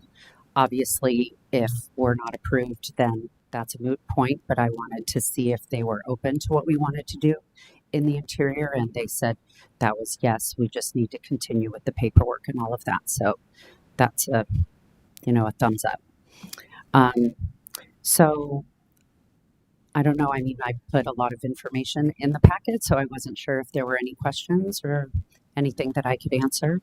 It's pretty straightforward, I think, what we're wanting to do. So for our in the interior, I'm so sorry. Are you guys gonna do like picnics, or are you gonna do the rest like out at the airport? What are you guys doing? yes. All of the above. Yes. Whatever we can do to also bring food from town to experience in the interior, or also that, goes along with the flora and fauna of the island and all of that stuff. I don't want to reveal too much, but. And I like the fact that it's Descanso Beach, Buffalo Nickel, Avalon Smokehouse, Sand Trap, and Airport in the Sky, which are all areas hard to get to by foot. So yeah. Yeah, I think we could fill a need that isn't current. Because it's fun to see them walking around with Janet and being part of that. But to get that attic of where we get to go and not have to deal with crowds is a plus. Yes. And have you talked with the Island Company yet on the use of their roads? On what? Have you talked to the Island Company on the use of their roads? Not specifically, but I know that that's part of the piece of the puzzle. Yeah. Okay. I'm well aware, yes. Okay. And we have insurance that covers right now walking on their property, and we have a working relationship with Catalina Food Tours and Catalina Tours, so yes. But not specifically on that item, since I don't know if we'll be approved tonight, so. And so you're going to buy a new vehicle for this? No, it's already.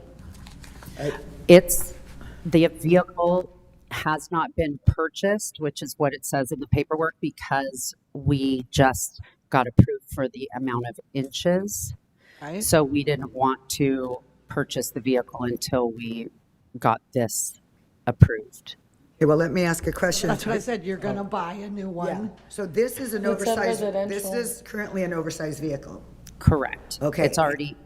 That part is already taken care of. It's just. Except I thought a rule was, once you had an oversized vehicle,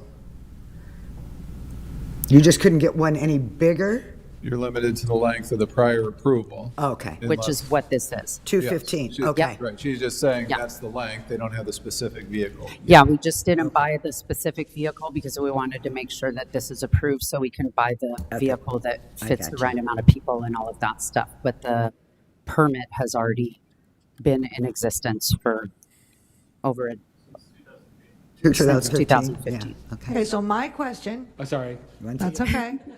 Do you have somewhere to park it? We do. Is it off-street? Off-street parking, yes. Yay, love you. We got you. Even though she really wouldn't have to because they got a residential I know. permit, right? I mean, is that But, you know, correct? Ms. Eubank, she's No, cool that way. That's wonderful that On way. top of She it. gets it. We're There's trying no to check all parking. the boxes. No parking. Okay. That's Council? it for me. I think we're good on questions. Council, what's your pleasure? Let's do it. Where is it?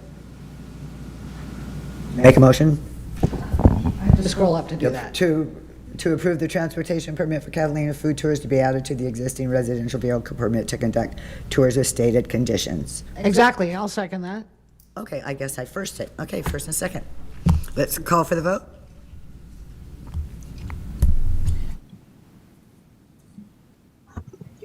Thank you so much. Four ayes, one abstention. Councilmember Lavelle.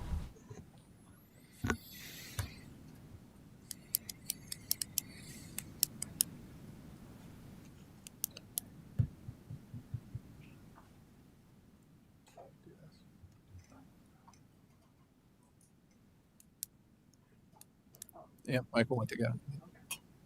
I think. You walked away.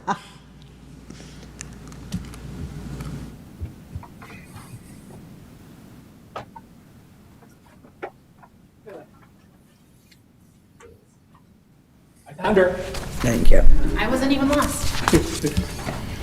Okay, item number 12 is Rogers Guided Tours Transportation Permit Application. Jocelyn, do you have anything additional to add? Nope. Okay. The applicant is walking forward. He will give you our presentation. How about Gavin? Yes, hi, Roger. What am I supposed to say? Got any questions?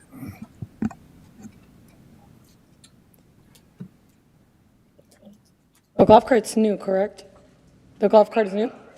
2023. It's existing. It's existing. Oh, okay. So this is going back to something that was kind of a faux pas or something on our part. Any new commercial business, even though you have a residential, I mean, how do we ever get business to be commercial electric golf carts and running business if we're approving them just because somebody has an older one? I know we don't want to add a new one to the road is kind of the thought, but I don't know how we'll ever upgrade if we keep doing this. Well, I mean, I think it was a year and a half ago approximately when this issue came to council and council's determination of that new commercial vehicle, defined new as a new vehicle being brought to the island, not a new vehicle to the individual. So Or to the business. That's where we might have made a little error, but I also think we need to work on the infrastructure before we can Yeah, require that that's of the people. stinky to- wicket. You know, if Yeah. you go all electric, there's nowhere to charge them. But the commercial, but like the commercial people have to have off-street parking, so they, that was our Correct. That was the rationale. reasoning. And I don't want to throw Roger under the golf cart, but he's just making something that he already does legal. Right. So. That he should have been doing legally at Yeah, first. but I'm just, yeah. Sorry, Roger. Okay. So the other thing he knows, he has to have a little sign on the side of your golf cart. Have you started creating that yet? I have some Oh, he has stickers a on the si- side. he does. Do you have a sign? Okay, It's on there. I haven't seen it. I Okay. paid Have for you the seen his permit. website? His I'm website's waiting for hilarious. I'll get the insurance when you guys say it's okay. I think they should be called pirate tours. Yeah, I might have a little of that in the evening. Yeah. My flying fish tip. Yeah. Okay, council, what, if any questions of Mr. Cadman? Hey, what's your pleasure? I'll make a motion to approve the transportation permit for Rogers Guided Tours, utilizing one existing residential auto wet permit to conduct tours with stated conditions. I'll second. Okay, and I just have a question, because I don't know with all the other golf cart places and whatever. So if there's a young child that they have to provide a baby seat, right? They're required to The legally have the business. right, the The right. business does not. The business doesn't have to provide it, but the It's person, the people personal in the vehicle has to have responsibility. it. So if I have a commercial business, they don't have to have a baby seat. Well, but they do, but it's not the business responsibility, it's the personal, just like Uber. So if they don't bring one, he can just strap them in?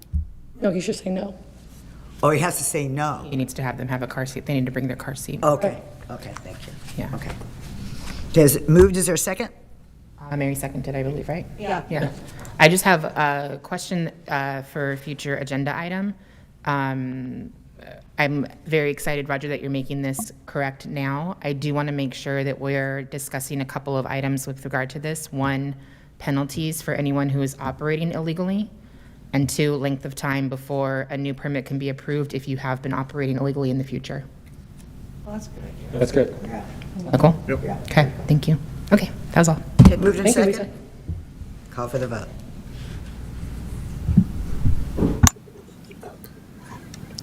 Okay, and if I'm driving my commercial, I have my business now, can I take them out to Buffalo Nickel and buy them Buffalo Milks if they're sitting in the back seat?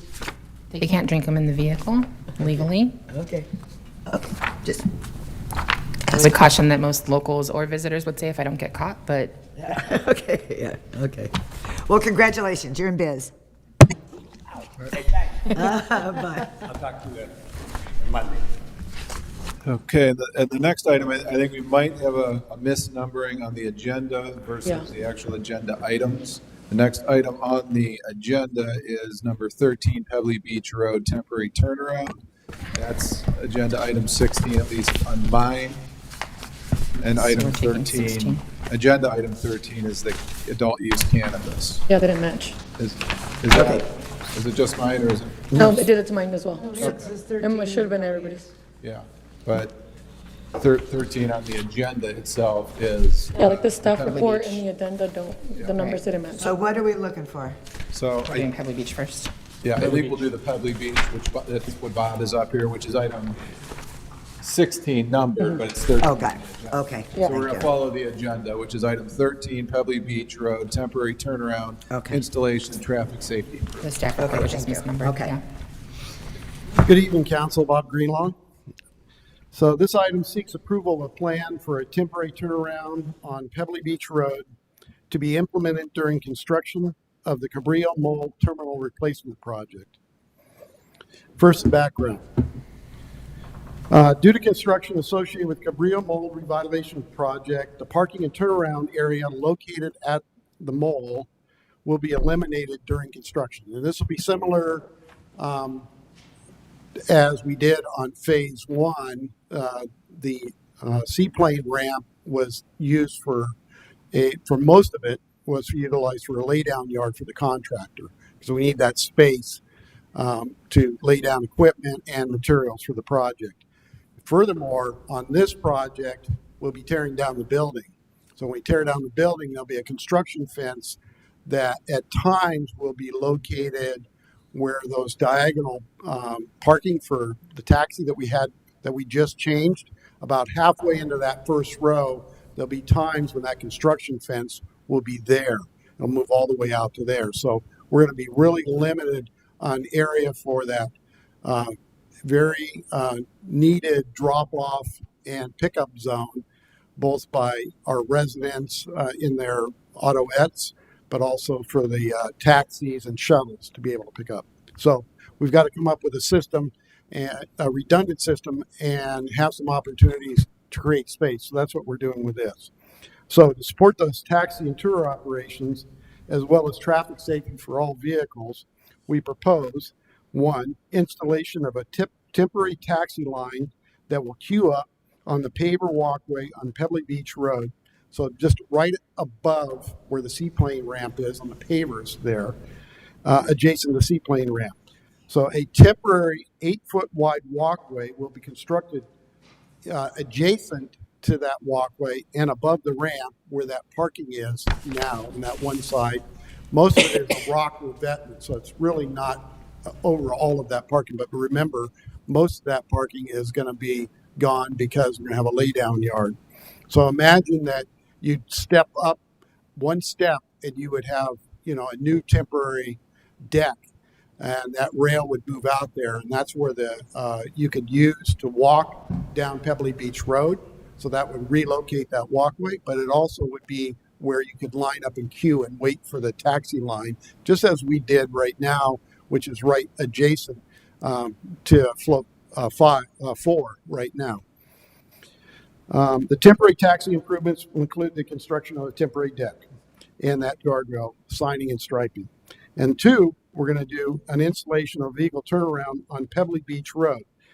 So that would be east of the Cabrillo Mall by Lovers Cove. Improvements include the installation, repositioning of K-rail signage and striping to create a temporary turnaround. So working cooperatively with our on-call traffic engineer, W-Trans, we came up with a plan. It's an engineered plan, and so it has signing and striping, and I'll go to that right now. So what I'm showing you exhibit-wise has been no change from what you've seen before. These are all slides from previous presentations about how we're going to roll out the temporary services out there within the trailers, and then also the parking areas and how we are going to resolve the traffic. So in the first slide here, here is an aerial view that shows the extent of the changes that will be implemented during the stage 0. Remember, I had the stages 0. 0 means before construction of the mole, okay? Then we had the stage 1 through 9. That was during the construction move. That's how we move people around as we're building different aspects of the project. The temporary facilities under construction now, which is the underground utilities first, and that's what you see going along Pebbly Beach Road, right along the curb line. We're almost kind of getting out of the road now, and we're going to be heading toward those new deck structures by floats 4 and 5, and that's what this is showing here. It's the wrong side, your boss. Yeah. Another project. I got queued up with the wrong one.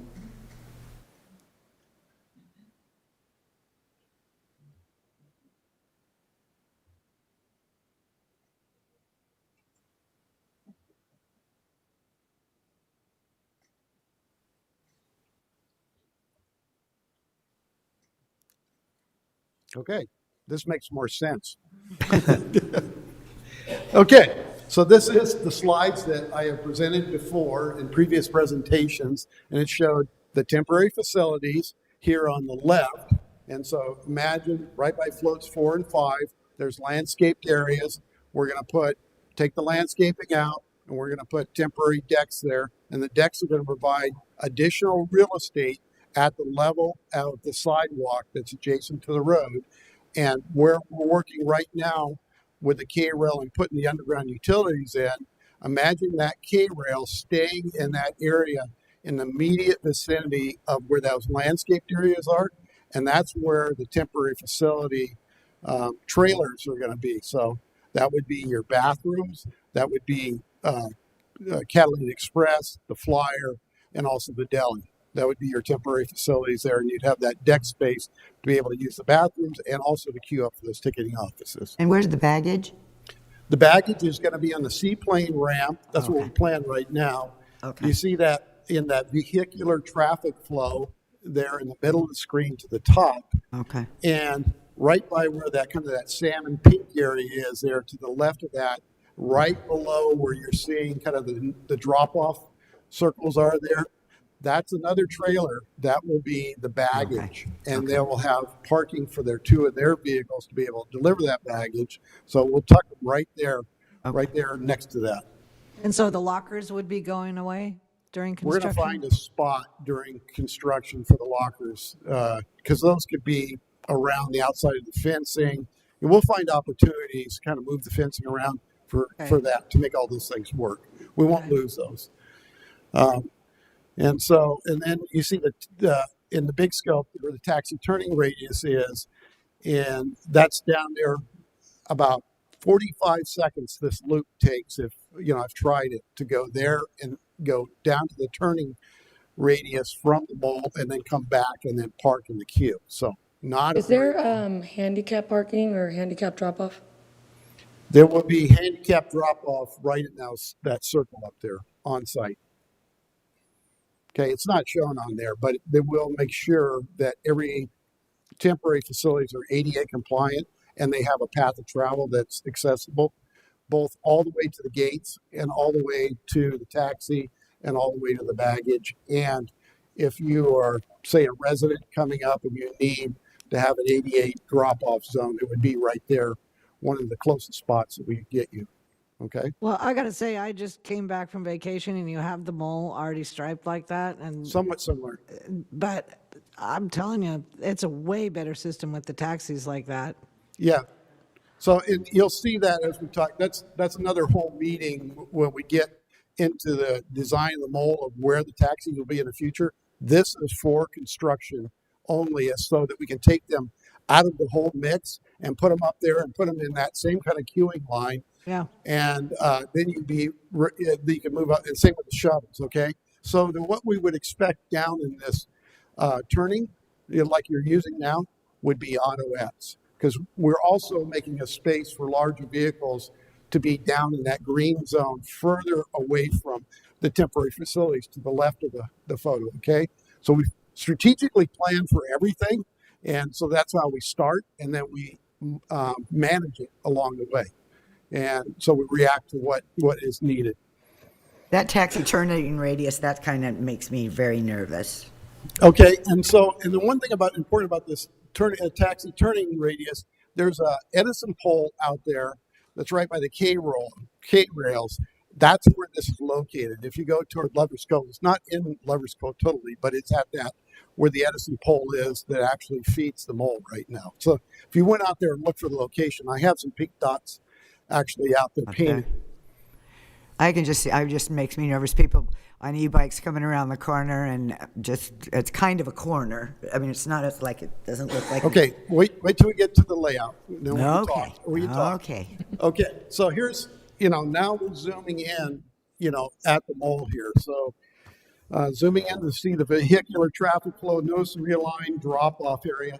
That's going to be during you can see where the fencing is. That's that blue circles and the straight lines. That's where our proposed fencing, construction fencing, and that's, right below the blue outline of the terminal building. So you can see where it's going to start pinching together this drop-off area. You're losing kind of that center space that we created that right now some larger vehicles are parking in. It becomes tighter, but it's very similar to what we just did. Okay. And let's see what the design during construction will only accommodate golf carts, like I said, and you'll have to find we'll find a place to stage the taxi and shuttles, and the large vehicles, which I've shown you, and the taxis will be staged at the pavers on top. Okay, larger vehicles at the green curb. This is a rudimentary drawing, a mock-up of the potential where you'd see that deck, and you can see that we've elevated it with 4 or 5 columns. We've put some steel beams there. We'll lay out, just like similar to what we're doing there. We'll put some plywood on top of that, put a non-slip surface, move the rail out there. Pretty low cost for what it does for us, but it provides access down Pebbly Beach Road. We don't lose that. We don't lose any width on Pebbly Beach Road for vehicles, because we're actually putting the taxis on the old pathway. And so all of that's there. So everybody has their space, complete streets type thing, and it organizes our taxis in a queue. So there's going to be plenty of room for pedestrians that walk and jog out Pebbly. There is a new 8-foot temporary pathway that's a deck that will replace the space that we're taking. Okay, but it also so they'll find a way around. Maybe somebody that's waiting for a taxi, and that happens, every few hours. There's a line, there's people, but still, it'll be a little more congested at that space. But you definitely Right. will be able to find your way through. Well, it'll be like it is now, I guess, on a cruise ship day. I do that a lot. Okay, so back to the zooming out again. So we can see where the taxi turning location is, bottom right corner. So, and then again, it's 45 seconds to get from the mall to there and back. Okay, and so this is the intent, is to create a space that does this, that doesn't go on top of the pavers, okay? That you're able to turn around a van, okay, without going on top of the pavers. So you would and I'm drawing that line, that containment curve for the pavers as the absolute space that they could use. So this is proof of concept. Have we went out there and tried it? Yes, we went out there and tried it. We marked it, and it does prove out. So this is the plan, and we're bringing this in front of you because, as with any time we were doing capital improvements, we bring a plan. One of the reasons is for design immunity, and one of the things that we need to do is have, basically the jurisdictional body, approve the plan as we put it in front of you, okay, before we start construction. So that's really why we're in front of you tonight. Besides, again, showing you what we've already shown you. This is nothing new, but now we're trying to implement this plan, and we're trying to set it up so that when we get to September, that we actually want to construct this, that we're ready to go and we have design immunity, okay? So let's go quickly over the plan. So in the K-rails, they're bold in the bottom left corner. So the big bold line that's kind of in a U shape there, those are the K-rails. Right now, they're smooth along there. They have the fence on top. We're going to move them in this fashion here to create that 42-foot circle. Oh.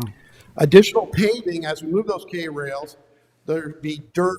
There's dirt behind them. We'll take that, put a little base rock, and put some temporary paving there, okay? So you'll have a paved surface, as you do right now, all the way up to the face of the K-rail. There is a 200-foot double yellow stripe. So we don't have a double yellow stripe on that road anywhere right now. And we'll do that with our own crew. You see that we do nice striping. We've done that through even on Metropole at the Beacon intersection there. This will have a double yellow stripe. Double yellow stripe means no passing. Thank you. Okay? So as we have bikes out there, this has all the signage and standards of the MUTC, so the standards that would relate to California or across the nation. Somebody expect to come on to these type of markings and signs that it gives them directions, and they would see it in any of the locations so they could understand it. Okay, and so you can see in each direction there that we've got 200 foot of striping going in and going out. So 200 feet each way from this, there's an expectation that something is changing. And then also you have a white edge line that's dashed. Okay, so there's some what they call cat tracks around the outside of it. You see a foot and then a foot and then a foot. It's dashed around the outside. And what that's telling you is that we're attempting to make a circle out of this, okay? There's signage. U-turn is permitted. I don't know if taxi cab turnaround, but it'll be vehicle, larger vehicle turnaround, something like that, okay? And then there's cross traffic ahead. Those are at each end, okay? So with your expectation, you'll see the signage come in that says, cross traffic ahead, U-turn, permitted ahead, and then, the vehicle's ahead, okay? So that's all leading into this and all the striping change, okay? So that's really what we're building out there. Excuse me. And it's in an area that has really good sight distance. Once you turn that one corner and before that, as you start to approach the end of that double yellow line, you're starting to get excellent sight distance into this interior corner, okay? Are the signs going to be before that point, though, Yes, so the yes. drivers know? And actually, if you look on your exhibit, they have them located right there. Thank you. So, it's very specific on this plan, what needs to be, and we need to build it to that, okay? That's all part of design immunity. So, and the lines are such, like you talked about the no passing, because I don't care, people on e-bikes, people are passing each other all the time, which is not legal to do, correct? Okay. And So, and it depends if there's a double yellow right now. This is something different that we have in most of town. We have unstriped roads in most of town. We're low speed, so we're at 20 miles per hour or less. So, and then we start with this, and then we can add. We always manage something like this. And then also as the residents get used to it, it operates, and then it operates usually pretty good after the residents get used to it. There is a learning period. And then, there may be some other things that we need to add to it to alert visitors that things are happening, Well, we have 2 months, right? So are we able to push this out now? And have we shared this with the taxis and with the tours? We have shared with the taxis that we're doing this. We have plans to put them up on the road. We have shared with all our stakeholders on the mall out there, as far as what our plan is, where they're going to be, how they're going to operate during construction. Our taxis, they felt like this was very workable. We already met with them. Yeah. Okay. So as we entered into what was going to happen this summer, we said, and then we were talking about the mall, we said, hey, this is what we're planning. Oh, wow, that looks like it'll work. Okay. I think you're right in putting together. I'm glad all the stakeholders are aware, and I think it sounds like most of them are in support of it as well, which is great. If we can put some educational information out there for the residents ahead of time, so they know what to expect, they know what's happening. And we had talked a little bit about doing this in conjunction with Love Catalina, even possibly of having a series of communication videos of what stages the construction is happening at, so that the community is aware of it. And so that way, if people want to be informed, whether that's on social media, whether that's potentially an email or some kind of newsletter campaign, that people can get regular information sent directly to them or know where they can go to look for that. I think the re-education piece of reminding people who don't normally drive over town that double yellow means you don't pass is going to be a fun one. And so I think that that's a really good one to get out there and just kind of start reminding people of over the next couple of months. I was curious on the platform for the area for the taxis. It looks like it is, you mentioned a step up. Is it possible to make that more of a curb cut so that those who have either rolling bags or wheelchairs, strollers, those types of things can easily access that? Is that something that's possible? Yeah, and we can explore whether it's level. We just thought adding the curb added a little element of safety, so there could be an area where there's something to stop. We have it let down to it, but we felt that maybe being up on that one step actually gave that element where the taxis wouldn't want to drive out there or anybody else. You just feel. I think you feel a little more comfortable on a raised sidewalk in that situation.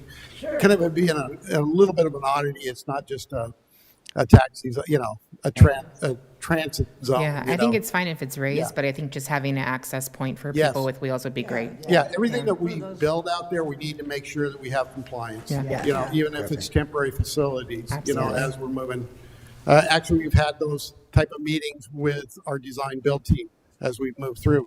Within this last meeting, there was probably a 45-minute discussion on accessibility during construction. Yeah, we got a great design build team coming up for you. Really excited about it. Dave, September, are we going to have comments? Okay. And while Donna's coming up, can I ask a quick question too, Bob? You mentioned full-size vehicles, green curb. Where is that green curb going to be located? The green curb for the larger vehicles, that would be the piece of parking that's already marked for I think it's 20-minute or 15-minute parking toward town. Okay, so on the current Veterans Park, towards town on the park side. Okay. Yeah, so we're only taking floats 4 and 5 for the temporary facilities, and then the remaining piece is more that kind of that cell phone parking seating and lot grass where area, if you're yeah. waiting, you go out there and you have a larger vehicle so they don't have to get in the mix of something that's really tight. Okay. Okay. Great, Thank you.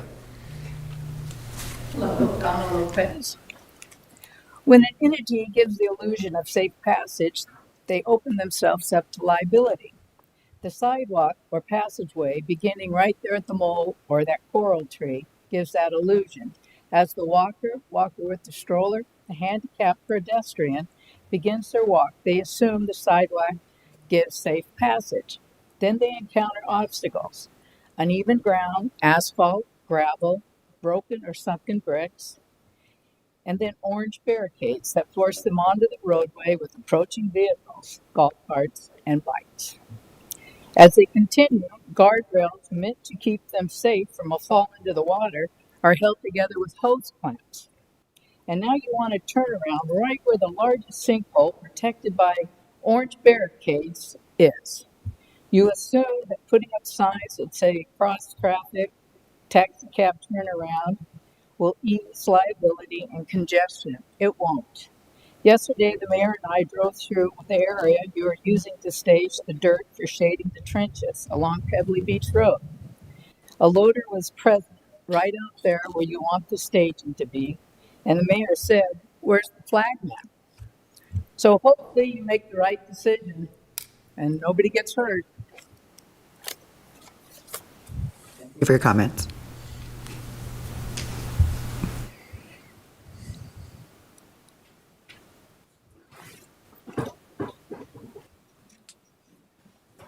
Is there any further questions? No, I think we all agree safety is very important. You seem to be This is the start. This is what it is usually what we design is, at the minimum. We're not going to go to the maximum because you could make it, an array of signs and striping, but it's prudent to start with something that is the minimum. And then what you do is you keep on adding to it. Okay. As you see, you react, you manage it. And that's, all traffic control throughout the United States. You manage it especially as an engineer, you manage it. You see things that need to be changed. We think we're putting in the correct elements here. There's reasons that we need to do this. We think that separating up the modes of traffic is going to make it safer. It's going to make it more convenient for people. We are going to make those accessible spaces so that you'll find your way, even in construction, that it becomes very clear what you have to do. This is a very large project. It's well funded. It will have the elements and the team there and the staff there to be able to make sure that we're deploying all of the things that need to be deployed to make sure that people are safe. And that's why, when you've heard us talk, it's stage 0, stage 1 through 9. And that's because we're being strategic and being thoughtful of it. And our whole team that's going to come implement this is thinking the same way. So when was the mole built? 1960 something? Yeah, 1968. Okay. So most of us, there's been some remodels. so most of us have not experienced that, even that one, which was a much less magnitude than this. So there are going to be some challenges and some criticisms along the way because this is huge and this is big. And we've done significant planning over years. Yes. And have done that so that we can make sure that we're also controlling those costs as we release this to a design build team. And it's just not wide open. We're saying, we know our island. We know how our cross-channel carriers operate. We know how our cruise ship operate. We have these constraints. We're going to issue a contract for you to come out and contractors make a profit at this, but we have to have them operate the way we want it to operate and still deliver the quickest, most efficient, highest quality project, that they can deliver, so all those elements go into it. Yeah. And Mayor, I just to let you know, I had many of the same concerns you did about having that turnaround in that location. The alternative, we had to make an accommodation for our taxis and our public transportation because they are using that facility regularly. So when we met with them, it's that or a 3-point turn in the middle of the road because they can't go into that parking lot anymore. And that created more of a safety hazard as we were evaluating this. So in order to get the taxis in an area where they could queue up safely without having to do that stop back, this is where it was. And the sight lines, if you go out there and look where the roadway markings are, you do have a pretty good sight line going both directions. So yeah, during construction, there's going to be these concessions. I appreciate you guys so much for, bringing in the stakeholders, because again, they're in there day in, day out. They probably know better than we do how their operations will work. So thank you for that. I do want to just urge us and request that we take advantage of these 2 months. The more our community can see it, the better they can understand it and be ready for it. And if they do have any concerns, suggestions, we can minimize being reactive and maybe just preventative instead. It's So all if we going to could be on please. Facebook and discussion page anyway. It doesn't matter But what we it's do, better that it comes from us, unfortunately. I think, instead of. Well, it is, and I wish they would come to us. Yeah, but again, I think we can make that effort because we know that they are mostly on Facebook to go ahead and do that. So if we could, please. And we're on Facebook too. We do our best. Yes. Thank you. So I'm just curious for that. Do we have a rendering of the building or what it's going to look like? No. Because so we're breaking ground, but we don't know what we're building yet.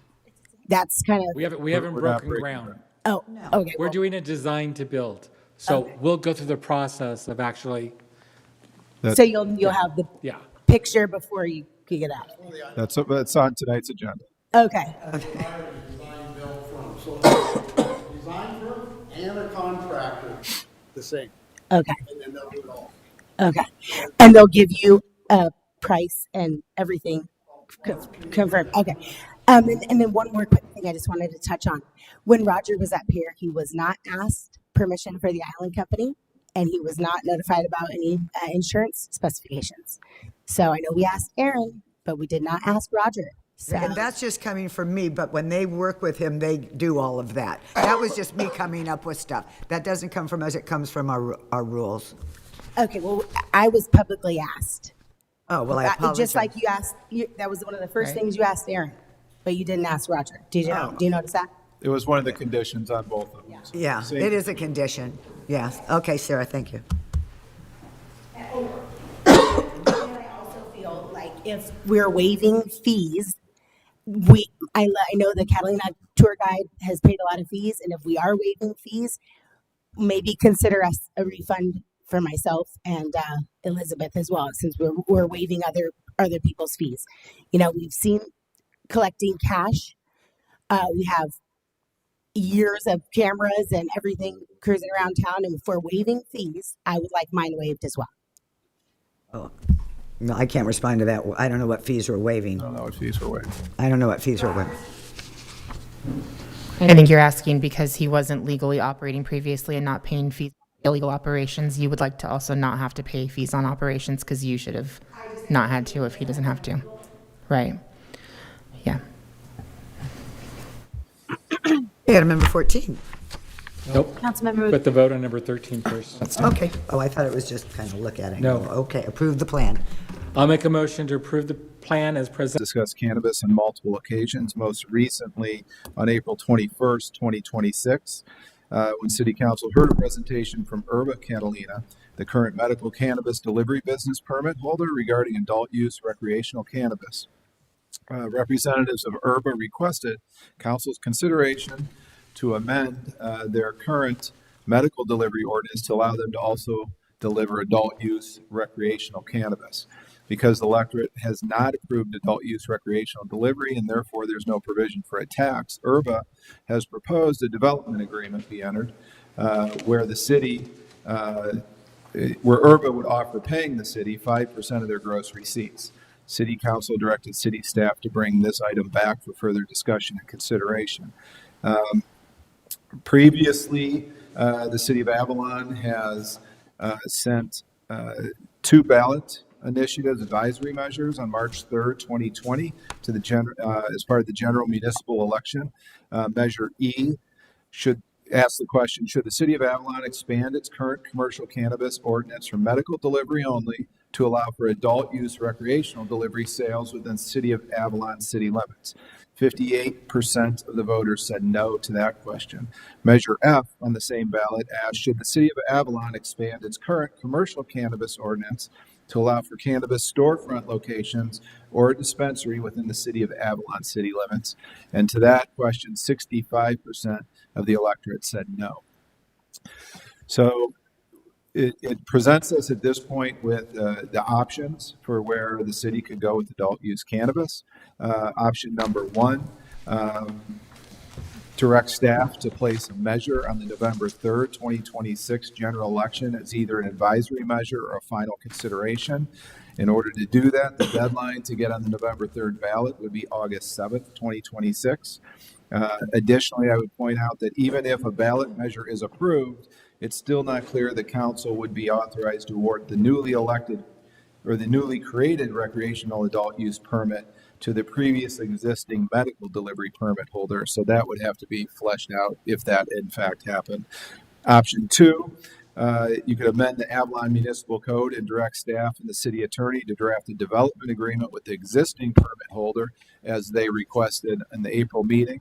That would, URBA has proposed that City Council amend Chapter 520 of the Avalon Municipal Code to allow for adult use recreational cannabis delivery, enter into a development agreement setting forth that 5% fee for all of URBA's gross sales. I would point out that based on URBA's fee projections, this decision should not be used as a viable revenue stream for the city, in the sense that in the fact that URBA is projecting it would bring $60,000 annually in revenue to the city. As a measuring stick, that's 365 days, $60,000. That equates to roughly 2 cruise ships, which would bring in that same revenue stream. So while that's a sum of money, I don't know that it would replace any existing revenue stream. And I think additional consideration for whether modifying the AMC to enter into a development agreement without going to the ballot would circumvent those prior voting initiatives that were put out there to the electorate. And really, there's a third option, which is council do nothing, but certainly allow the interested party the opportunity to pursue a referendum petition if they so choose to put this on the ballot and get the required number of signatures. So, but let me ask a question. If they got the correct number of signatures and people said they want it, are we then responsible though to go out and get an RFP for it? For delivery. So no, it would then go to the electorate. It would go on the ballot if they did that. No, it'd go on the ballot saying they want it Okay, so themselves. if I could, Yeah. if I could speak to that. Please. Hello? Yes. Can anyone hear me? We can hear you. Yes. Okay, yeah. One of the things is it would depend on what the ballot initiative said.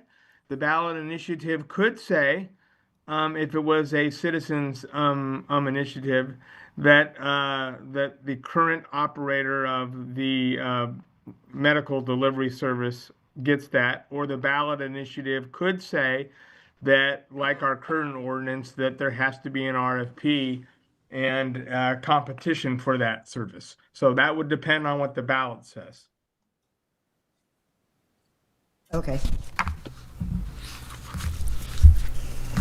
And then finally, one last point, that depending on which direction council would want to go, I think, it's not clear how the cannabis transported to Avalon under the umbrella of medicinal at this point or in the future can then be converted to recreational once it arrives here. I think we would have to, it'd be very important for the city to flush that out and make sure we're on clear legal understanding so there's no exposure to the city in allowing or opening the door to that happening. Because it's my understanding that that's what would happen. It would be transported as medicinal and then converted to recreational once it arrives. Well, shouldn't we have fleshed that out before tonight? To know that, if it does open it up for liability, Scott? Well, what it does is that the current state law only allows transportation to Avalon for medical cannabis.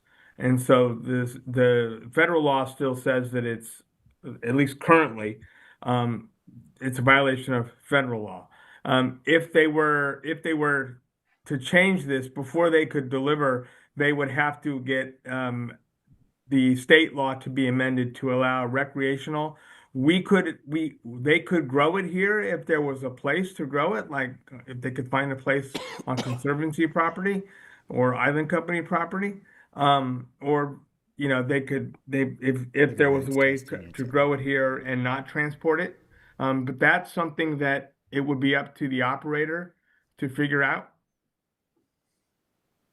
And generally, we do not have liability for permitting or failure to issue a permit or for private business operations. So no matter what, the operator has to have the state law amended. Yes. So if they desire to transport cannabis for recreational purposes to Avalon. So can the applicant speak to that at all, Alex or Elizabeth? Hi, guys. I'm Elizabeth Wenger. I'm co-founder of Herba Catalina. We understand, this is my partner, Alexander. We understood that if the city issued a permit that was adult, that we could then bring it to the island. That the only reason why we can only bring medical now is because that's the only permit allowed on Catalina in Avalon. Scott, do you know? Because I think that's right. The state statute is, as I recall, it only allows medical because we went there at the time that we had that state law amended. It was state regulation. It was only for medical cannabis. And one thing to note too is we worked closely with multiple consultants as well as the DCC to get the approval to be able to bring it over medically and change it over into our program, which is called the Metrics program, which is linked to the government into recreational and adult use. Could we see something like that? That seems awfully important. Did we give them that in our package? We can look for it. I don't remember seeing that. I believe it's in one of the... Is it in the original packet we got? I'm sorry. Scott, did you ever see anything to that effect? To which effect? I couldn't quite hear the applicant. Alex, explain it again. Yes, so when we were obviously looking into all of the options with consultants to be able to move forward with this, it was approved from DCC that we would be able to bring it over medically and in kind of our internal system, turn that product into recreational on the island. Because I have not seen that authorization. The product's the same. There's no difference between. Exactly. So I got involved with medical and adult use is the same product. There's not anything that's different. Yeah. So if they were to have a state license, the state license would include that ability, or the license itself would have to say that they can take it over for medical purposes and then convert it to recreational. If the license with the state doesn't have that, they're not going to be able to do that. But I think before we say, okay, yeah, you do it, and then they come back and go, well, whoops, we can't. That's a waste of everybody's time. Now, notwithstanding subsection E, transportation of cannabis and cannabis products may be conducted via waterway to licensees located on Catalina Island. The provisions of this section and other sections regarding vehicle requirements also apply to vessels used to transport cannabis and cannabis products. It says nothing about the header actually says Department of Cannabis Control, Medicinal and Adult Use Commercial Cannabis Regulations. So in the DCC, they make no distinction between medical and recreational. I'd have to look at that specifically because there may be under the section that just deals with medical. I remember when we went there, we emphasized it was for medical use. When I talked to the DCC, they said it was whatever Avalon was allowing, you would be permitted for, because Los Angeles County, it's legal. We're part of Los Angeles County, but we're, because we're so separate, and we have the, the waterway. But they said no. If they give you a permit to sell adult use, you can sell adult use. It's up to and you can transport the adult use. So Scott, for your reference, I'm looking at 15311, requirements for the transportation of cannabis and cannabis products. It's right in the DCC, right there. Also, didn't I'm Trump looking at just knock it down? ChatGPT right now. That he was going to. I don't know if he has yet. Okay. From a Schedule 3 to a Schedule 1, right? Yeah. Yeah. I love Yeah. A question I have, just for background information, for the two options regarding potential ballot initiatives. One, if the city was to put the referendum on the ballot, what the cost of that would be approximately? And two, if it was a self-driven ballot initiative, what the cost of that would be, just so I have that info. Deb, do you have the information on what it would cost the city on that? The city cost would be about $17,000. I don't know a citizen referendum cost. It's less because we would have less attorney time. But I'm not sure. Well, and then let's also just, oh, I'm sorry. Go ahead, Alex. I was going to add one more note too. In our proposal, we proposed 5% to the city, but we're definitely willing to up that to 7 to 10% as well. Well, and then your proposal was for 1 year, right? And then what are we evaluating in a year? And one thing too that we'd be open to, if this is something that some folks really kind of gave us the idea too, is if we were to do it quarterly. So if we try this permit quarterly to make sure that we are all happy and it's working well, I will say it's going to make a huge difference for us to be able to stay open. And yeah. Well, it's my concern that I had stated before, and I'm seeing it in Hotel Metropole, spoke to the island company, I'm turning that room over ozone-free, and then the next people go in and says, I don't want to stay here. And where do you put them if you got a full hotel? So the other thing is, if I thought that we were reducing the smoking in the city of Avalon on the sidewalks and on Front Street and everywhere else, this is just going to exacerbate that. That is my concern. There'll be more people smoking than there are now. We're not controlling the smokers now. It would just get worse. If we were in a bigger city, that's fine. But, you've got a vacation rental next to a person that has 2 or 3 kids in their house. And it's legal to smoke inside, but not if you're renting. So, I think it just, like I even said one time, if it were just edibles, there's no smoke, I don't have a problem with that. Well, Annie, I got involved in this not because I smoke, but because I do tours, and everywhere I went, people were smoking pot. Yeah. And I said, wow, that must be a good business opportunity, and that's where I move forward with this. Whether we close because we can't make it as a medical or not, they're just for allowing the unregulated, the cannabis to come to the island. We all probably know that there's probably 14 people that we can think of that bring over on the express cannabis every day. So it's not going to change. What we're trying to do is have a tested, regulated system for, we have 500 customers right now, which isn't that many, but for 6 months of actually selling after we went through the permit, there is a business here, and it makes sense for the community to be, making, some.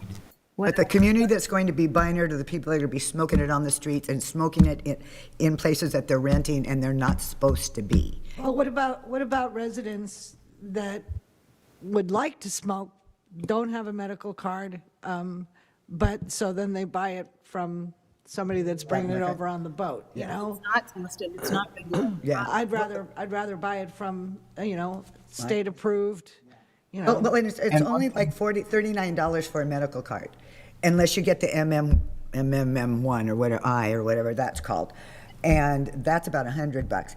And there's tax advantages if you have the medical card. Not here because we don't charge tax. No, but not ours, but them. There's less tax on medical. Right. So Yeah. But there's a lot of people that don't want a medical card. You know, Jay was saying it last time he was here on the department. Yeah. You know, people just don't want to pay. You know, we go out of the way to help people get the medical card, and they're like, they don't want it. So they'd rather go, you know, to some other area and get their product. The other thing is, a lot of people like my generation, and they're not going over town to the stores because they don't, and they're not going to go to the street. They're really appreciating the fact that we're here, and it's not all smoke. It's so many other products. It's creams. It's the gummies. It's all that stuff. Sure. But the smoke's going to be here, whether we are. I know, but I just don't want to see more Just smoke. wanted to add to is, you know, we didn't want to go down the path of asking for any sort of consumption area, but you know, we have already approval from a landlord if we needed to set up any type of consumption area. But again, we didn't want to kind of bring it more to this. Well, I've spoken, so I don't know what anybody else has to say. I do feel like it's been a long time since the community has voted on it. Since then, I think there's been a lot of cities that's seen some benefits, whether that's their general fund, youth programs, public safety. That's what other cities have been using it for. Whether we agree with what they're doing or not, that is what it's being used for. But I think for me, if our community has already spoken on this, I don't think it's fair for us to take that vote. It would be for our community to voice themselves. That's where I would stand And that's on where I'm this. at too. And Yeah, just so you know- we've done this, that we changed the regulation to accommodate. That's wrong. They have voted twice, no. They need to have the opportunity if they're in support of changing this because Yeah, it's I not agree. what they were expecting or voted for. It's us taking away their voice to accommodate you, and that's not right. Like there can be more education on benefits of other cities, but at the end of the day, I do feel like it's the community's choice. I would feel like I am taking away their right to speak on that if I make the choice. How about if we put the revenue stream, as small as it is, towards the sewer, saltwater, and trash? That's what I'm saying. There you go, It's a homeowners, think revenue, about that. and we're concerned with revenue, so it is a stream. So I do think if there's more education on it. And I believe that vote was that in 2000? Alex, speak up. I Yeah, really have a hard 2020. time. 2020. Yeah, 2020. I had asked, I know a few of us had asked to have this on the agenda on the 2nd or this month if we could, to try to get an answer for you, because I know you were asking about feasibility of continuing as a business, being able to talk about landlords and what you needed to do if you were going to do that. So that's why I definitely wanted to have this on here. I think I'm probably middle of the road right now in terms of agreeing that I think the voters made a decision previously, and that's likely how we should solve this time. I also, though, think that I'm in the space of knowing the state of California has decided and LA County has decided in how people vote too. So that's the part where I'm a little, normally I would be all saying, yes, we should have that vote again. A little bit of me says that a large majority of people have voted on this, but I know we're also a smaller entity, and so we make choices for our community how we want it to go. I have gotten a number of concerns from hotel owners, phone calls and messages just saying we're concerned about the cost of cleaning, we're concerned about extra access, we're concerned about additional medical staff and runs, we're concerned about a number of things like that, and I don't disagree with them. I don't know that I agree that opening this, which feels a little bit like a Pandora's box, is going to be all as negative as everyone is worrying it's going to be. But I also think there's some validity in some of the concerns. Yeah, I think I find it hard to believe that no one's smoking in hotel rooms now. Right. Well, they are, and they find them, but they also, somebody will go into the room, and some of them say they have these little ozone machines, but if you're smoking in 4 or 5 and 6 rooms, and you got to turn them around in 3 or 4 hours, they really can't do that. So the money isn't, making that $200 to $400 isn't an issue for them when they could lose a customer, a tenant or whatever you want to call them. So, I think the other hard part too is it's not even necessarily that they're smoking in the rooms, but we know that that smell can linger outside of just smoking itself. And so coming into the room, it's something that's really easy to smell very easily, even if they haven't been smoking in the room, if they were outside or they were downtown. The other challenge with that, I think, is that I would hope that for the return in revenue, we would see additional enforcement, and $60,000 to $70,000 a year isn't going to offer us a jump in enforcement from LA County or anybody else, or code enforcement even, that I think would make it make sense for enforcement, which is a bummer. Our fire chief. And just quickly, I'm sorry, Chief, just real quickly. I mean, we talked about hotel rooms, but the proposal was there would be delivery elsewhere too, right? I mean, it was the cruise ship and delivery to restaurants, and people at a restaurant eating and at that location, because the cruise ship folks aren't staying in hotel rooms, so it'd be delivery to them either in town or at restaurants or wherever. Anything they that might had be. an address. Yeah. Right. I can tell you they are doing it in hotel rooms because we're going on fire alarm calls for that. And they're also doing it in restaurant bathrooms that sets off the alarm in multiple places. They're doing it at school. So a lot of It's all the time. non-emergency fire alarms from it lately.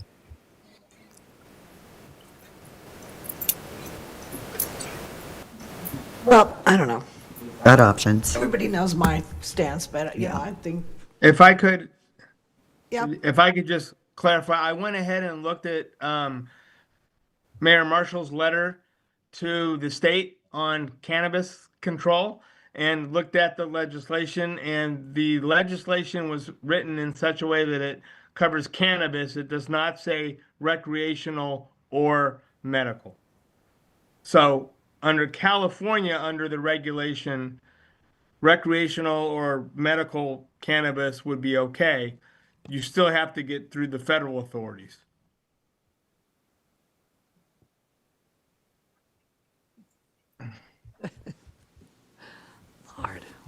Lord.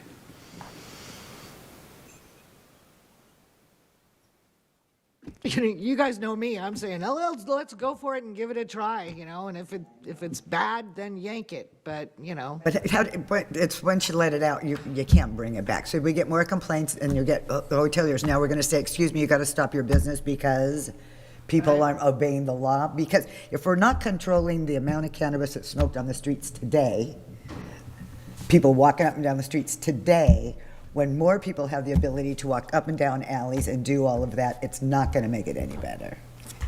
And that's a law enforcement issue.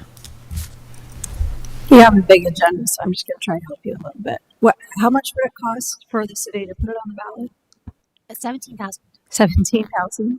And how much would it be if citizen-driven ballot? A referendum would be less. The citizen referendum, by comparison, I don't know the current number, but Measure H was $9,000. Oh, okay, so Out of city pocket. it might behoove you guys to do this on your own and put it on the ballot measure. There's already been 3, as you've talked about, and the community's already spoken. And to do anything outside of going back to the community you're right, would feel awkward and uncomfortable, but let the people choose what they want to do. Let's just do the least expensive way, and that would be for you guys to get your signatures, put it on the ballot, and let the community speak for it. In terms of hoteliers, 100% spot on that your checkout time is 11, your check-in time is anywhere from 3 to 4. In $400, $500, $600 a night rooms, it is not easy to clean that smell. It's in the sheets, it's in the carpets, and it doesn't necessarily need to be something that's smoked in the room. It's just what is out there being developed and grown is a whole different thing than what we all knew 30 years ago. So it is a lot more difficult to clean. And, you know, when you're selling rooms at this high of a rate, the next guests are sitting there at your front desk from 2:15 on, like, well, is my room ready? Is my room ready? And so it is an impact. The other thing I wanted to share was that in one of my hotels last year, we charged $36,500 in smoking fees. So that just gives you a example to go by. So Would you rather not have had to make that money or be Well, the yeah, be I mean, inconvenienced? I would just rather a customer be considerate. Right. So I would definitely not blame a business owner. They're trying to provide something. I'm all for, capitalism. I'm all for you growing your business, finding ways to grow your business and all of that. This particular business is something that I feel the community should have the right to vote if they do or don't want this.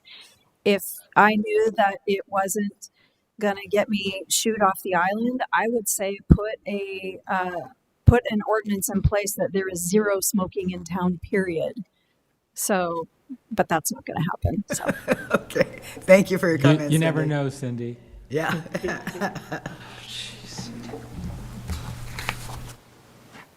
What's your pleasure?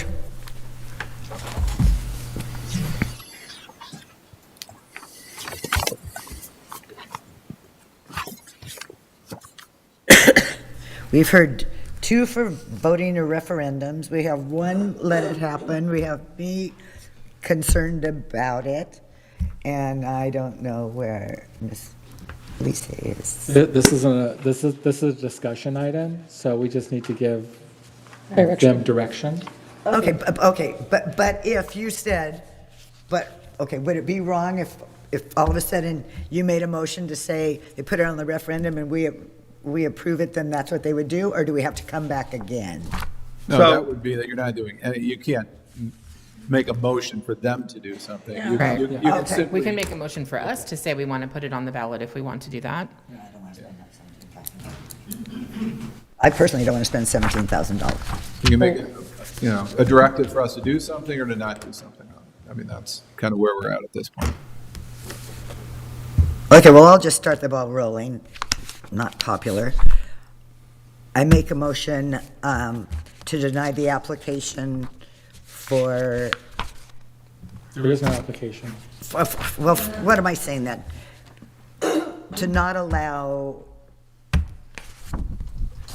okay, so they To want not take any further action or to take, it's either to not take further action, which is they have their medicinal permit and they operate that way and they can do whatever they choose, or we take some sort of action and then that's the directive. We either negotiate a development agreement with them or we put it on the ballot in November. Well, yeah, I'm still very concerned, still unclear about the federal water. So I'll make a motion to take no further action. Okay, it dies. Works for me. Well, somebody's got a second. I I'll made a second. motion. Okay, there's motion made and seconded. Let's call for the vote. Why is it not going? Oh, there it goes. Oh, I'm so sorry. 3 ayes. It's Mayor Marshall, Councilmember Ponce, Councilmember De La Rosa. 2 noes, Councilmember Lavelle, Councilmember Schicklin. The motion passes. Okay. To do nothing. To do To nothing. do nothing.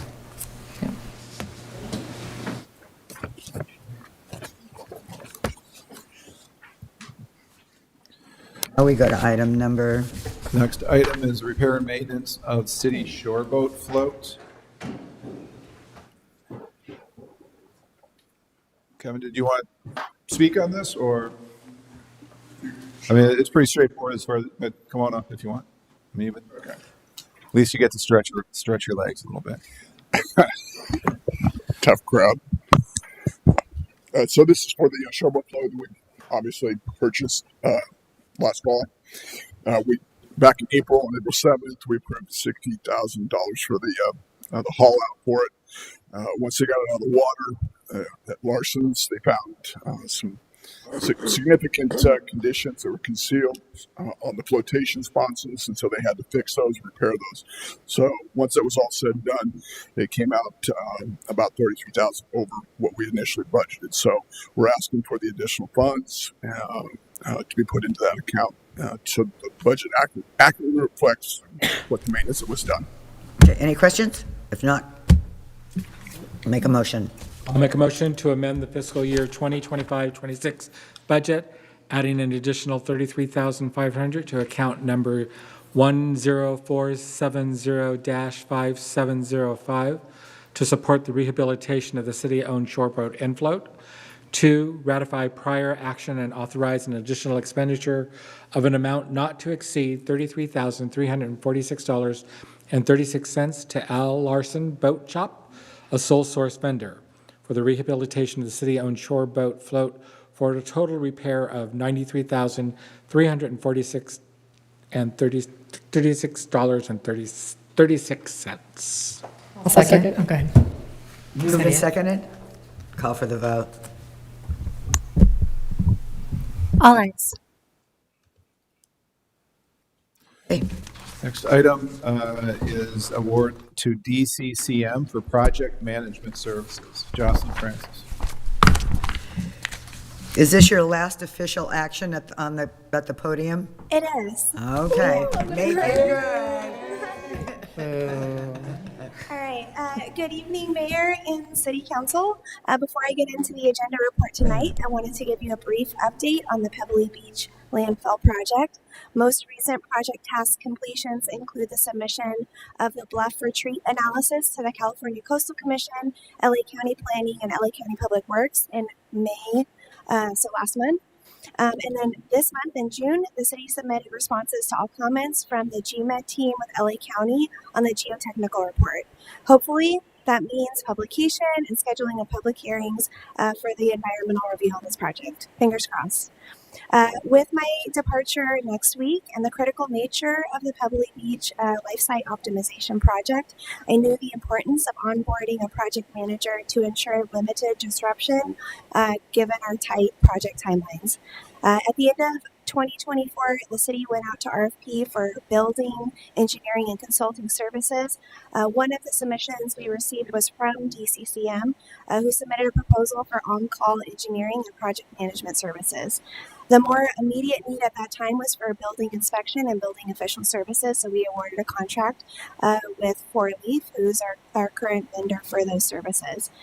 Since then, DCCM regularly checks in with me and other city staff to discuss needs, upcoming capital project needs.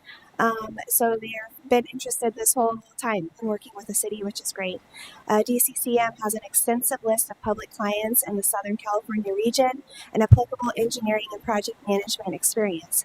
Due to the limited time frame, extensive qualifications of DCCM, and willingness to work with the city of Avalon, city staff recommend awarding a contract with DCCM for project management service related to the Pebbly Beach life site optimization project. If approved, DCCM has assigned Sarah Aziz, a licensed civil engineer with over a decade of relevant capital project experience, primarily with the Port of Los Angeles. She's here tonight, so you can all meet her in person, and she'll be here through tomorrow afternoon, so we can continue sharing information. We already walked the landfill site together, so I'll hand it over to Sarah. Hi, good evening, everyone. Thank you again. I'm Sarah Aziz. I am a project manager and professional engineer with DCCM. We're just very grateful and honored for the opportunity to support the city of Avalon for this very important infrastructure improvement project. Jocelyn has done an exceptional job, as I'm sure you're all aware, and so I'm happy to just ready to step in and kind of continue the workflow and get the project where it needs to be. So thank you so much. How often do you think we'll see you in town? As often as you need me. Oh, okay. I mean, is there kind of it's once a week, it's twice a week, is there any? Well, yeah, I mean, a lot of our project team is over town, so most of our meetings are virtual anyways, whether it's meeting with LA County Regional Planning, Public Works, or our own consultants. So really, most of our meetings are virtual, but sometimes we have meetings on site at the landfill, or she would come and present to you all at City Council. Yeah. So maybe she could give us a tour, if we're bringing on new council people, give us a tour of the landfill. Absolutely, yeah. I was saying it's one of the most beautiful views that any U.S. landfill must have. This is the Avalon.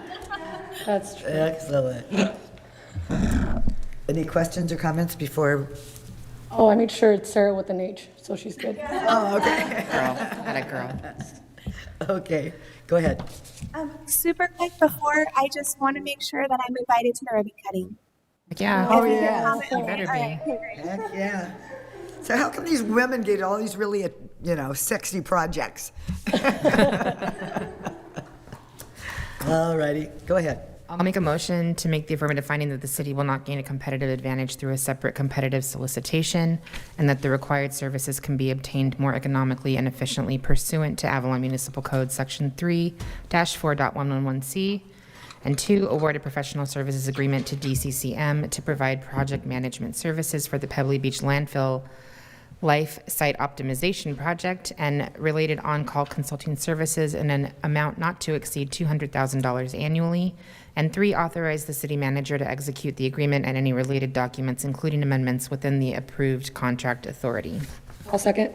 Moved and seconded, call for the vote. All ayes. Items, thank you. Item 17. Item 17 is contract for Stage 1 Design and Engineering Services for the Progressive Design Build contract for the Carrillo Mole Revitalization Project. So before you tonight, as you recall, on a prior occasion, the city selected or authorized city staff to negotiate with Anderson Burton to try to come up with a contract for, we selected Anderson Burton of the 3 to try to come up with a contract for the Stage 1. And as council recalls, this project has 2 stages. One is pre-construction design phase services, and the second phase would be the final design services and construction services to complete the project. So on May 19th, council authorized us to begin those negotiations. We've had a number of meetings with Anderson Burton and their staff and our staff here at the city. We feel we're at a point now where we've successfully negotiated a base contract scope for Stage 1 of approximately $1.5 million for the tasks set forth in this staff report. For that $1.5 million, it gets us to a point where we're at 90%. We are at a stage design standpoint, construction documents of 75% construction documents, not included in this base contract scope, are the additions to Stage 1 contract for completion of 90% construction documents, and then the final 100% permitted construction documents. We feel with what we've negotiated at this point is we will get a number from Anderson Burton and their team to bring this contract in at a guaranteed maximum price at a number that we feel and council feels is deliverable. If we get to that, we will then recommend going to Stage 2. But in addition, what we've done is by putting that $1.5 million, we've been able to take approximately $200,000 off that initial cost to get us to a point where we know going forward makes sense. If it does, then we're in a position to spend that $200,000, which would take us to 1.7, and then we've added roughly $100,000 as a contingency on this stage. We feel that that $100,000 is a sufficient contingency because of really the work that Mark Vaspier and Bob and Devin have done and Matt has done digging into the numbers provided, that we feel we have a pretty solid number at this. And we believe we'll be able to deliver to council the design phase and get us to a point where we know exactly what we'd spend going forward and to a point where we know we can deliver this project. So at this point, what we're asking for, we don't have a finalized contract because, as you know, our grant funding project or partner on this is Metro. So Los Angeles Metro has to review any final document in addition to BBK. So we don't have that final document. So we're looking for a not to exceed number of the $1.8 million. Everything else will be approved by both Metro and BBK. Are there any questions? I just have a question. What is it costing us for the work you're doing now? Where's that coming from? Is that part of the 20 mil? The Stage 0 costing that's going on right now? Yeah, where does that money come from? I mean, we have funding for it that's coming out of, Matt will address it.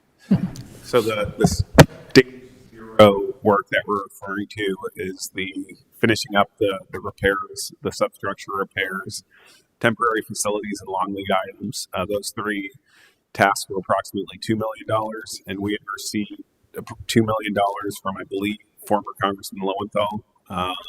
That was earmarked for this project. We had the ability to use those funds for that Stage 0 cost. Okay, thank you. That's my question. Perfect, thank you. Okay. If no questions, comments? Just, there was one question that I'd received, which I had discussed with Dave previously. Someone in the community had asked about the cost of, that increased for the pre-stage, basically, the mole phase one, which was the undercarriage, if you will, of the mole. And questioning concerns about the possibility of this budget, not necessarily through the design stage, but through the build stage, having a similar increase in cost after approval. And part of what I had discussed with a number of people was that the reason why there was additional cost there was because the majority of the work was happening underneath, where you could not necessarily see what was going on with the project. We anticipated there could have been additional costs because of that. For this design portion of it, for getting everything ready, there's not expected to be that same thing. And even for building the actual building on top of the structure, there's not expected to be that same thing. The one area that I think we're kind of waiting to hear back on is the coring of the actual facility to make sure that it can support the weight of the building.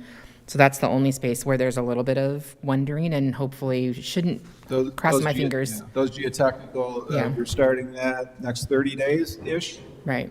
By the end of July, we'll have that. So previously reported at the end of July, July 27th, and we're going to drill 3 holes there. And anytime that you're in the ground, there's some uncertainty. That's probably the highest risk piece on this project. Right. That's why at the city is managing that piece so that we can focus on having our geotech under our direct control. We can come up if there is any possible voids in there, we can mitigate that and have, the direct response. So that, and that's what we're offering our design build team, is that we're taking care of that up to that point and managing that risk. Right. So just wanted to clarify that for anyone in the community that was questioning that. There's your answer on that.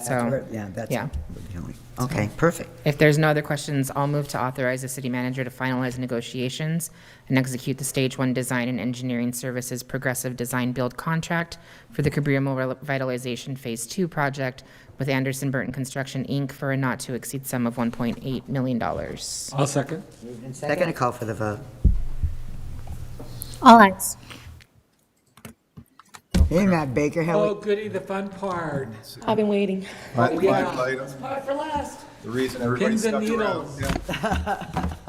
See who my true fans are. Item 18, proposed Can I- fiscal year budget. Matt. Can I ask Need a break? a quick break? Nope, you can ask, but it doesn't have to be granted. Would you speak into the mic? You go ahead. We'll take a break.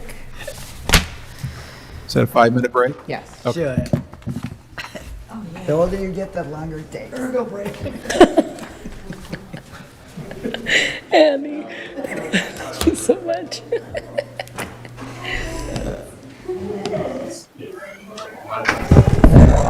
Do you guys need any reinforcements?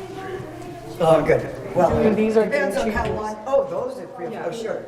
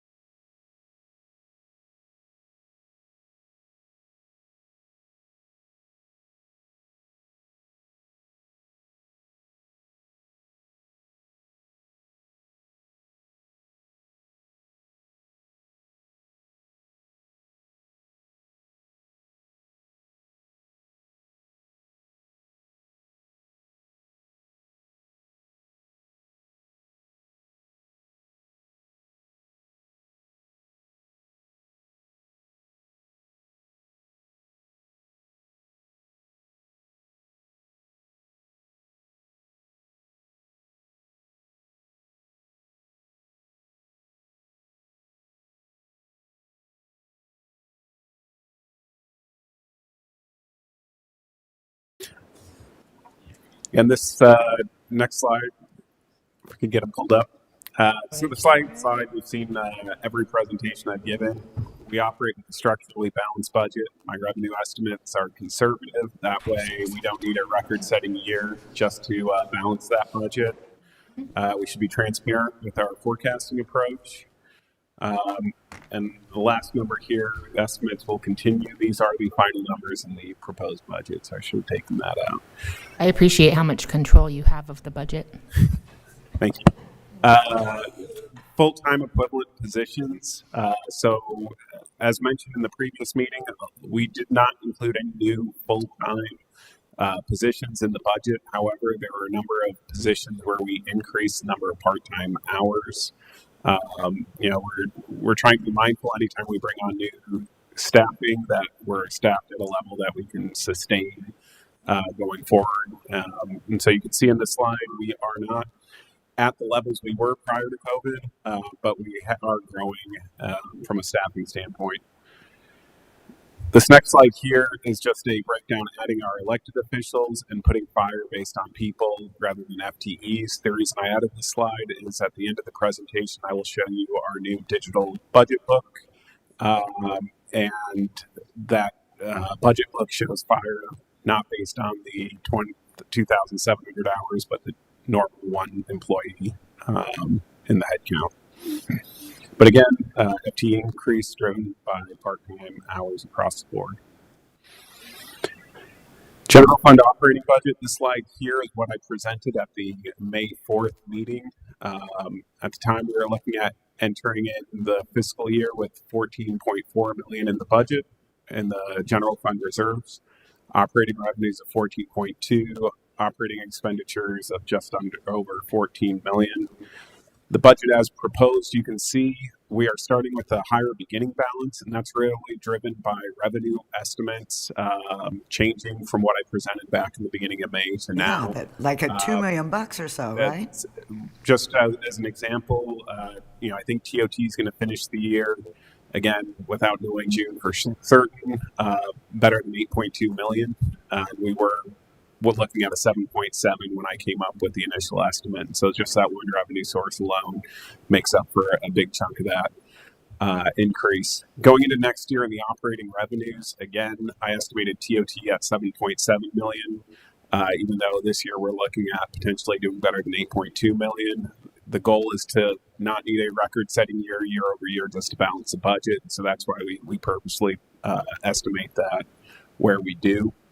Again, not a lot of change from what I presented last time, so unless there are any questions on the operating budget, the one thing I did want to point out is our operating revenues and expenditures both increased by about 3 to 4% in this budget compared to the last budget, which is nice that the operating revenues and the expenditures are more in line so that if we can keep that trend going, we'll be able to continue to operate in a balanced way. So that's one of the reasons we're hesitant to add new full positions is because while we are operating in a balanced way, there isn't a huge delta right now between that conservative revenue estimate and our operating expenses. Major capital projects in the general fund included in the budget include the Pebbly Beach Road revetment. You're done. 2 minutes. The Five Corners pedestrian improvements to complete that project, as well as a number of smaller projects within recreation, fire, maintenance yard improvements to continue that project, and the other $500,000. And I will show at the end of the presentation where in the budget document you can see the details for all these projects. We have a number of projects every year that are, say, 50 to 100,000 annual facilities upgrades and things of that nature that kind of make up that 500,000. The last one to highlight in the transfers in the general fund budget is the citywide paving project. While we're budgeting that out of our streets fund, which is where our gas tax money comes from, the actual paving work is largely being funded by the general fund. So that $1 million for a citywide street paving, even though it's a transfer, it's really a CIP project that the general fund is paying for. Alleys too? So what we're going to do, and I'll jump ahead a couple slides, is we are having a assessment performed on the roads, and then we're going to prioritize the level of treatment and what treatment is appropriate based on the condition of those roads. So I don't expect $1 million to fund every road and street in town. So we are looking at us prioritizing the roads most in need and using those funds where most needed. Including alleys? I just got a mess. Channel 3 has no sound. I can't hear. Well, I don't. That's Good now? It's good now? Okay. Okay. All right. Phew. For my fans on Channel 3, citywide paving project next year, $1 million funded by the general fund. We're going to be assessing the streets based on condition and prioritizing that way. Okay. The other project I wanted to highlight is the Pebbly Beach Road revetment. We have $2.25 million in the budget, and that is to address those seawalls and caving that's occurring on Pebbly Beach Road. This is really the first phase of what could be a larger project of improving that roadway. This is funded from a grant from former Congressman Lowenthal for $2 million. Due to the timing and grant restrictions, we do anticipate starting construction once we have full approval, and so that could potentially mean during the summer. There's timing restrictions on that money, and while we understand the timing might not be ideal, it's also difficult to make those kind of seawall cave repairs during the winter while storms are occurring as well. It's not an ideal situation, but we are somewhat limited to what we can do if we want to utilize the grant funding, which we obviously do. And that's just from Abalone Point that way. It doesn't include any of the pedestrian walk or anything in Lover's Cove, no? Or on top? It would include that. It would? It would include some of that before and after Abalone Point. Oh, okay. The project limits are gate to gate, and there's 43 sea caves, and we're prioritizing and getting the worst ones bid. Hopefully, we do every one of them, but we're also prioritizing the worst ones because we could actually come back and do some of the smaller ones. So, just trying to get the best bang for our buck. Okay, great. Thank you. Okay. So just to end up, if we were to complete all those projects, we would be looking at an ending balance of approximately $11.5 million in the general fund. So while we do have an operating budget from operating revenues exceeding our operating expenditures, we are looking at a considerable draw on our reserves in order to accomplish the capital projects that are included in the general fund's budget. For the harbor, again, this was the slide that was presented at the May 4th meeting. We were looking at a beginning balance of $3.5 million, operating revenues of $12.5, expenditures of $10 million. So we'd be generating an additional $2.5 million to put towards the considerable capital projects we have scheduled for next fiscal year. If we're looking at the beginning balance, right now I have $4.8 million as our starting point. Some of that is because of increased revenues from where I'd estimated in the past. Some of that's also just due to the timing of capital projects where I anticipated some spend in the current fiscal year that now I anticipate in the upcoming fiscal year. So you can see we have revenues of $12.5 million, so just a slight increase from what we went over in detail in that May meeting. Operating expenses of a little over $10.1 million with a breakdown of where those changes are. Again, nothing's changed dramatically from the detail that was presented at the May 4th meeting. So we'd have just a little under $2.4 million additional to put towards capital projects in the harbor. And those capital projects include the Cabrillo Mall Ferry Terminal, Stage 2, South Beach restoration, the Green Pier decking and electrical improvements, Club Dock, Dinghy Dock Pier, and end float replacement. I combined those two projects. They are separate projects, but they are both grant funded through the Department of Boating and Waterways big grant, boating infrastructure grant, as well as a number of smaller non-grant funded projects in the harbor. A lot of those in there are kind of annual spend we do. So, for example, vehicle replacement, float rehabilitation. We have a schedule where we do major rehabs on our 5 major floats And so next year we're looking at 2 floats to be on that repair schedule. So again, just real quick on the Cabrillo Mall revitalization project, we are in stage 0 this year, which was the installation of the grades, temporary facilities, and the procurement of long-term lead items. We had $2 million in the budget this year. We've spent about $1 million to date, and any amount that we don't spend will be rolled into next year's budget. The stage 1, which is our design, engineering, permitting stage, based on the contract that was, or the not to exceed amount that was approved by council, we're looking at 1.5 to 1.8 million and a 9-month time frame on the design portion to completion. Stage 2 is construction. In the current fiscal year budget, we do have around $5 million right now in the budget for construction. Right now, if everything goes on schedule, we would be beginning construction in the spring of next year. However, depending on how the design permitting goes, there may be opportunities to do some of the civil work and some of the demolition prior to actually starting the construction of the building itself. So when I say that March date, that definitely is a moving date, and we are going to be looking at opportunities to move some of those demolition type, civil type projects forward, when appropriate during the design phase. South Beach restoration. Again, we have $2.48 million in the budget, and this is all grant funded by LA County Parks and Open Space District's Measure A grant. This is a huge project that's going to fundamentally change the way the front street and the beaches look in Avalon. It's a restoration of South Beach that'll include sand replenishment, construction of a groin wall, and seawall repairs along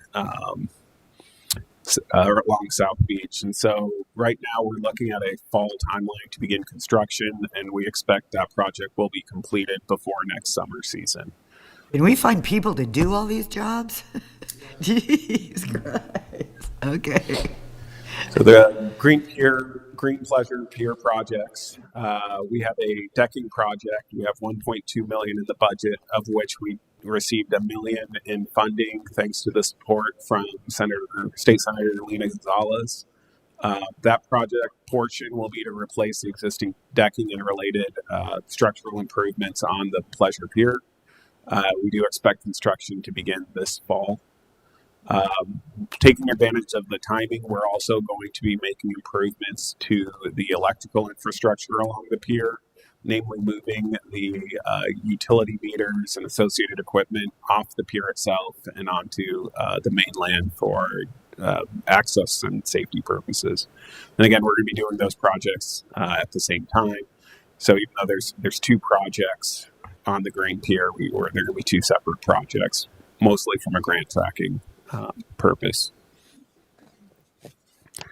Lastly, in the grant-funded projects, at least in the harbor, we have the Club Dock Dinghy Dock pier replacement and the end float replacement. Both of these are funded from the same grant source. Club Dock Dinghy Dock's been in the budget for a number of years. There's been a number of reasons why we have had to delay completion or delay the start of construction on that project. But again, we do expect this fall both of those projects to begin construction. And both of those will improve ADA access to both the end float and the Club Dock Dinghy Dock floats with new ramps and new float structures. So you can tell there's going to be a lot of construction going on in the harbor, now, but in particular starting in the fall.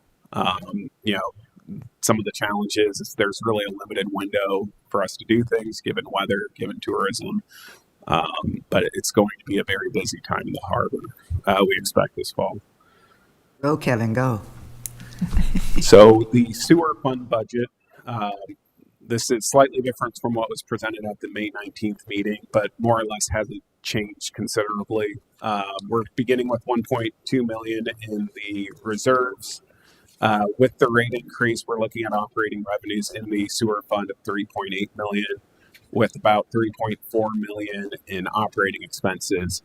So that's generating a little over $350,000 to fund capital improvements in the harbor, or excuse me, in the sewer.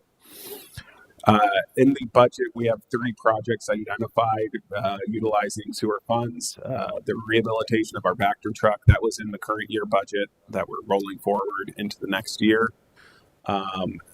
Projects related to the collection and distribution system, as well as projects related to the treatment plant.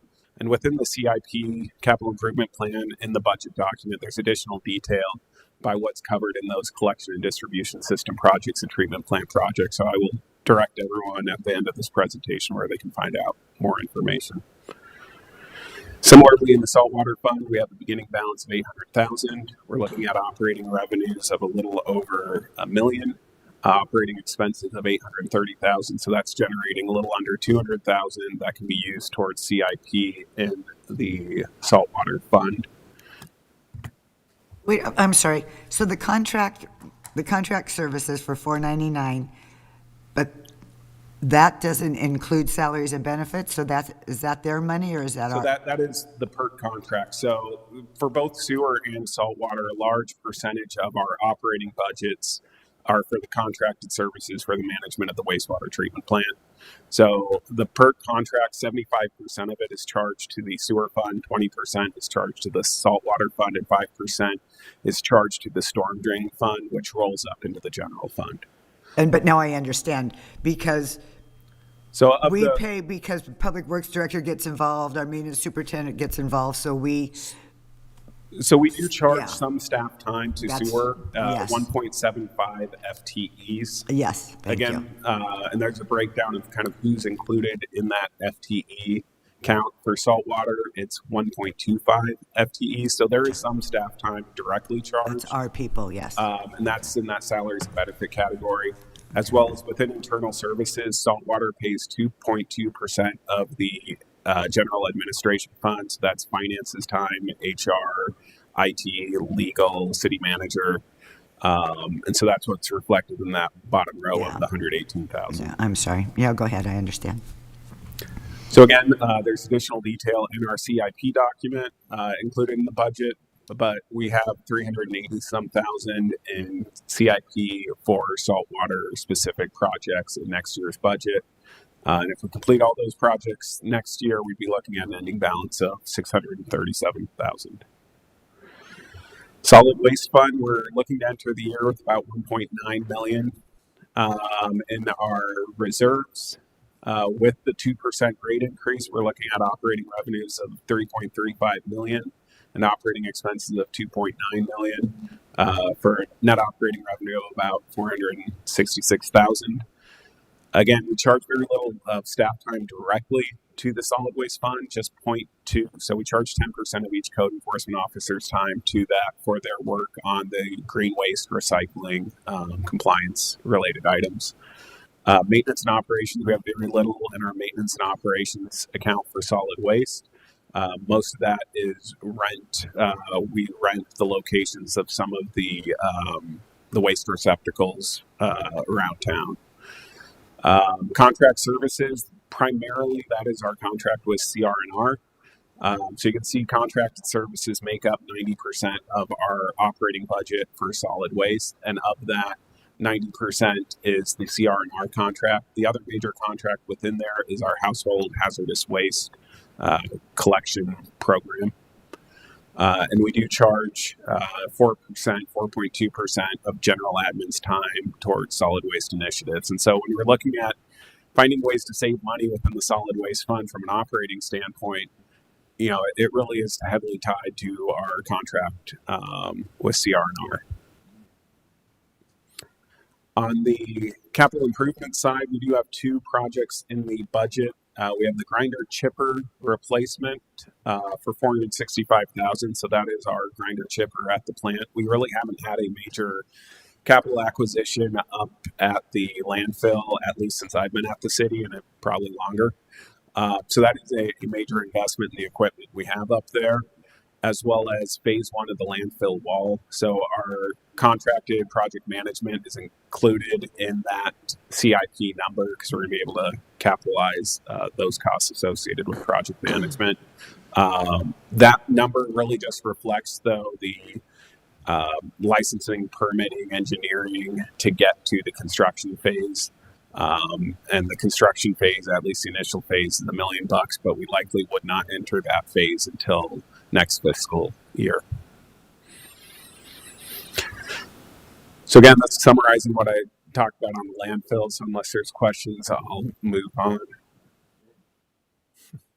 Internal service funds. So this is general admin, our insurance fund, our vehicle maintenance fund. Again, this slide was in our May 19th meeting. I've updated it based on the final numbers in the budget. There really hasn't been a ton of movement from the numbers that were presented previously. You can see general admin or admin is salaries and benefits makes up the majority of that. So unless there's questions that came out of it, in talking to council, I just have one more before I go and show off the budget book. There are a couple items that did get brought to my attention. One was, how are we funding public arts initiatives? So right now within the community services budget, we do have $5,000 budgeted towards public arts. Obviously, if there's other specific, as talking to Dave, 5,000 doesn't get us very far. But I don't want to put a large number in there without specific projects identified. And so, you know, if that is the goal or direction for council, I guess the ask would be to direct Dave or staff to identify specific projects and come up with a project budget. And that way we can incorporate those specific projects into the budget. I just didn't want to put a large number for public arts without a specific plan in place for how those funds were going to be spent. Well, and when we talked about that, it seems like we need to get a couple people, a little committee together of people that might be interested in public art to see which way we want to go with it, because we don't know. Do we want to just do things that only young people can participate in arts? Things like they have over town where kids are painting electrical boxes or whatever. You know, what direction do we want to go? Who do we want to encourage? Is it just local artists? We just need kind of a community input. So again, the funding for those types of programs can be there if needed. I just didn't want to include them in the budget. Yeah. You know, beyond a certain amount without specific plans in place. No, perfect. And then the other question that came up was our animal control services, namely our donation in the budget to the Humane Society. We are looking to transition away from a donation structure to a more reimbursement for services performed structure. But we did increase the amount in the budget for contracted animal control, if you will, from $10,000 to $25,000. Again, my expect is we'll be coming to council with a specific contract for those services, and so we may be having to ask for a budget amendment at that time. Again, until those kind of discussions can be completed. I did want to increase the amount available and planned in the budget, but that number isn't a firm number, and depending on how those cost of service discussions go, we may be coming back with a different number. And thanks, Jocelyn, for working on that and working with Matt. Thank you. But those are included in the budget document. And what did any discussion on the John Council thing? That account could be used for either. I think we are still looking for more specific direction. But I think while it makes sense, I'd like it structured similar, where it's on the response to call on a cost basis rather than a blanket amount. Perfect. Yeah. Perfect. So we can come back with more specifics, and we may have to revise that. Thank you for including those. Appreciate it. We may have to revise that number, but. So real quick, I have 5 minutes if I said 30. Little budget book. It was so cool to flip through. It was this year, using our contract with ClearGov, we put together a digital budget book. And so really the motivation behind this, of course you can't scroll up on the screen. There we go. Is to try to make the budget a little more easily accessible and readable and digestible for members of the public, council, city staff. And so just as a way to negotiate or navigate If you do have questions on a particular fund or account, we have it structured where there's the cover page, a transmittal letter introducing the budget at a high level from the city manager, a breakdown of our organizational structure, as well as our full-time equivalents by department. And what I've done is highlighted areas where we've increased from prior years to try to make that easy for somebody trying to understand. We have a fund summary overview where we've broken down all the major and non-major funds within the city, as well as charts to try to make it a little more easy to read. Matt, can you put your face on that dollar bill, that $100 bill? Seriously. So charges for services citywide make up 37% of our revenue sources. So that's including harbor wharfage would be a charge for service, sewer, saltwater, solid waste. That's cool. This is cool. And so similarly, use of funds, capital outlays make up a third of our budgeted expenditures this year, contract services. So just a different way to kind of digest the information. Focusing on the general fund, and just to really highlight here, this is where you can see kind of as I've kind of laid them out horizontally, this sort of lays it out vertically with our revenues coming in, what the sources of revenue are, whether it's property tax, sales tax, TOT, and then where the expenditures are coming out, whether it's salaries, contract services, and that'll get you our revenues less than expenditures. And so as you can see, our expenditures in the budget do exceed our revenues, but that's really being driven by that significant capital spend, at least in the general fund. And that gets an estimate of where our ending fund balance is. And so the information that was previously in the budget is still there, just in a different way to look at it. And so it's broken down for all our major funds this way. Why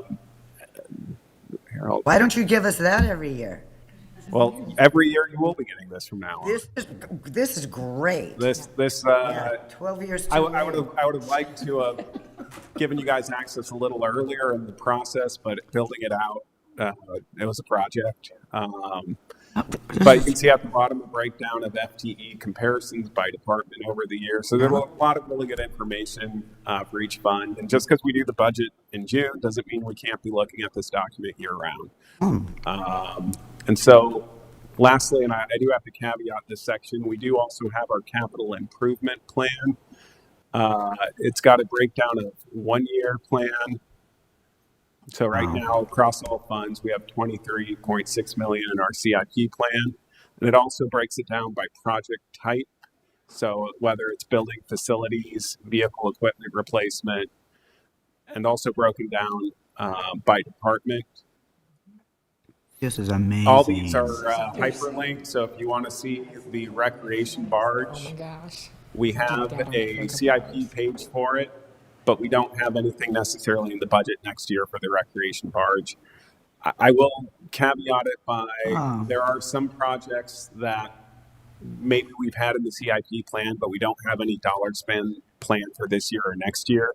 I haven't gotten all of them imported in, so nothing I import in will affect this year's budget. But just that one caveat is there are some down the road CIP plans I wasn't able to migrate over into this document. But if there's a project, we'll pick the Cabrillo Mall Stage 0. There's brief description as well as a breakdown of the where the spend is. Some of the detail in these pages do need to be further refined. Again, it was a considerable lift kind of getting everything into this format this year. Who would notice? Who would know what? Who would notice if something was missing? Everybody, because you guys are reading this box. Did you put all this stuff in here? I did. When you had your regular job too? Budget's important. Today his birthday. So lastly, there's also, if you're wondering where those financial policies went, you can also look up here at the very end of this document. You can share it. You can save it as a PDF. So again, my goal behind this is to try to make this document. There's a lot of information in our budget. We have a lot of significant funds. My goal is to try to break it down in such a way that the average person can read and understand. So it's going to improve. This is year one using this product to help do that. So it's a good first step. I'm proud of it, but there's definitely room for improvement. So as you spend time in the document, feel free to let me know. There's a lot of great things we can do in the capital improvement section in particular, creating timelines for the projects, adding pictures, visuals, things like that. I wanted to get more in there, but just ran out of time. Oh my God, this is good. Okay. How many languages? Well, because it's through, I believe you can translate it down here to any one of those. Any number of them. So if you wanted to read it in Finnish for all my Finnish fans out there. Thank you. Oh my gosh. Oh, wow. I think it's going to be a coffee table book. every home, Every you come to year, the island, you get a copy of the budget. It's incredible. So that's kind of a summary of where we're at. Again, we're trying to be mindful where we're adding operating expenditures, if I could kind of summarize it all up, because we just want to make sure we're operating in a sustainable way. Revenues last half of this year in particular look really strong, so I think there's reason to be optimistic. My revenues again are too conservative, but again, I don't want us to need a record-setting year after year just to balance the budget. Exactly. Next year there's going to be a lot of construction in the harbor. That's going to present a number of challenges. But it's really, I think, an exciting year also for next fiscal year. Gigi, I know, I can I like the speak a Badetti. little Finnish now. So with that, 32, I did all right. Yeah. That's it? That's all I got. Unless you got questions. Dang. You're kidding me. No, but honestly, Yeah. And I want to say it's his birthday today, so this could not be any better. Happy birthday. That's all I ever wanted. So that was his present to himself. Well, thank you, Matt. We all know you do an exceptional job, and I don't know how you run your budget at home, but I might feel sorry for your wife, but I like the fact that you're so conservative with our money. Thank you. I can't imagine how we'd explain to her how she can't have something. That doesn't happen. I knew it. It's a different budget there. Okay, what's your pleasure? I make a motion to adopt the resolution establishing the city budget for the fiscal year 2026-27. I'll second. Moved and seconded, call for the vote.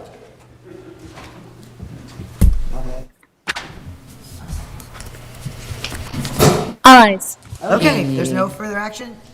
Nope, we're not. No, I know we're going somewhere. We're opening it up so we can go to closed session. We're not done yet. Right. Danny.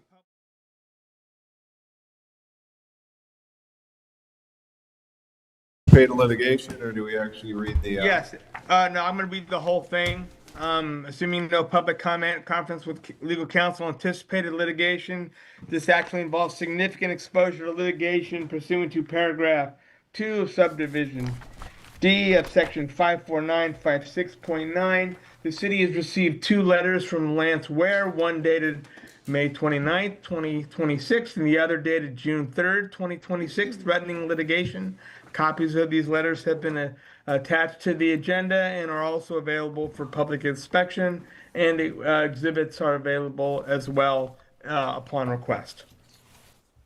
Thank So you. we'll log out of this and then go into public session. We'll see you in the back. Thank you. Thanks for.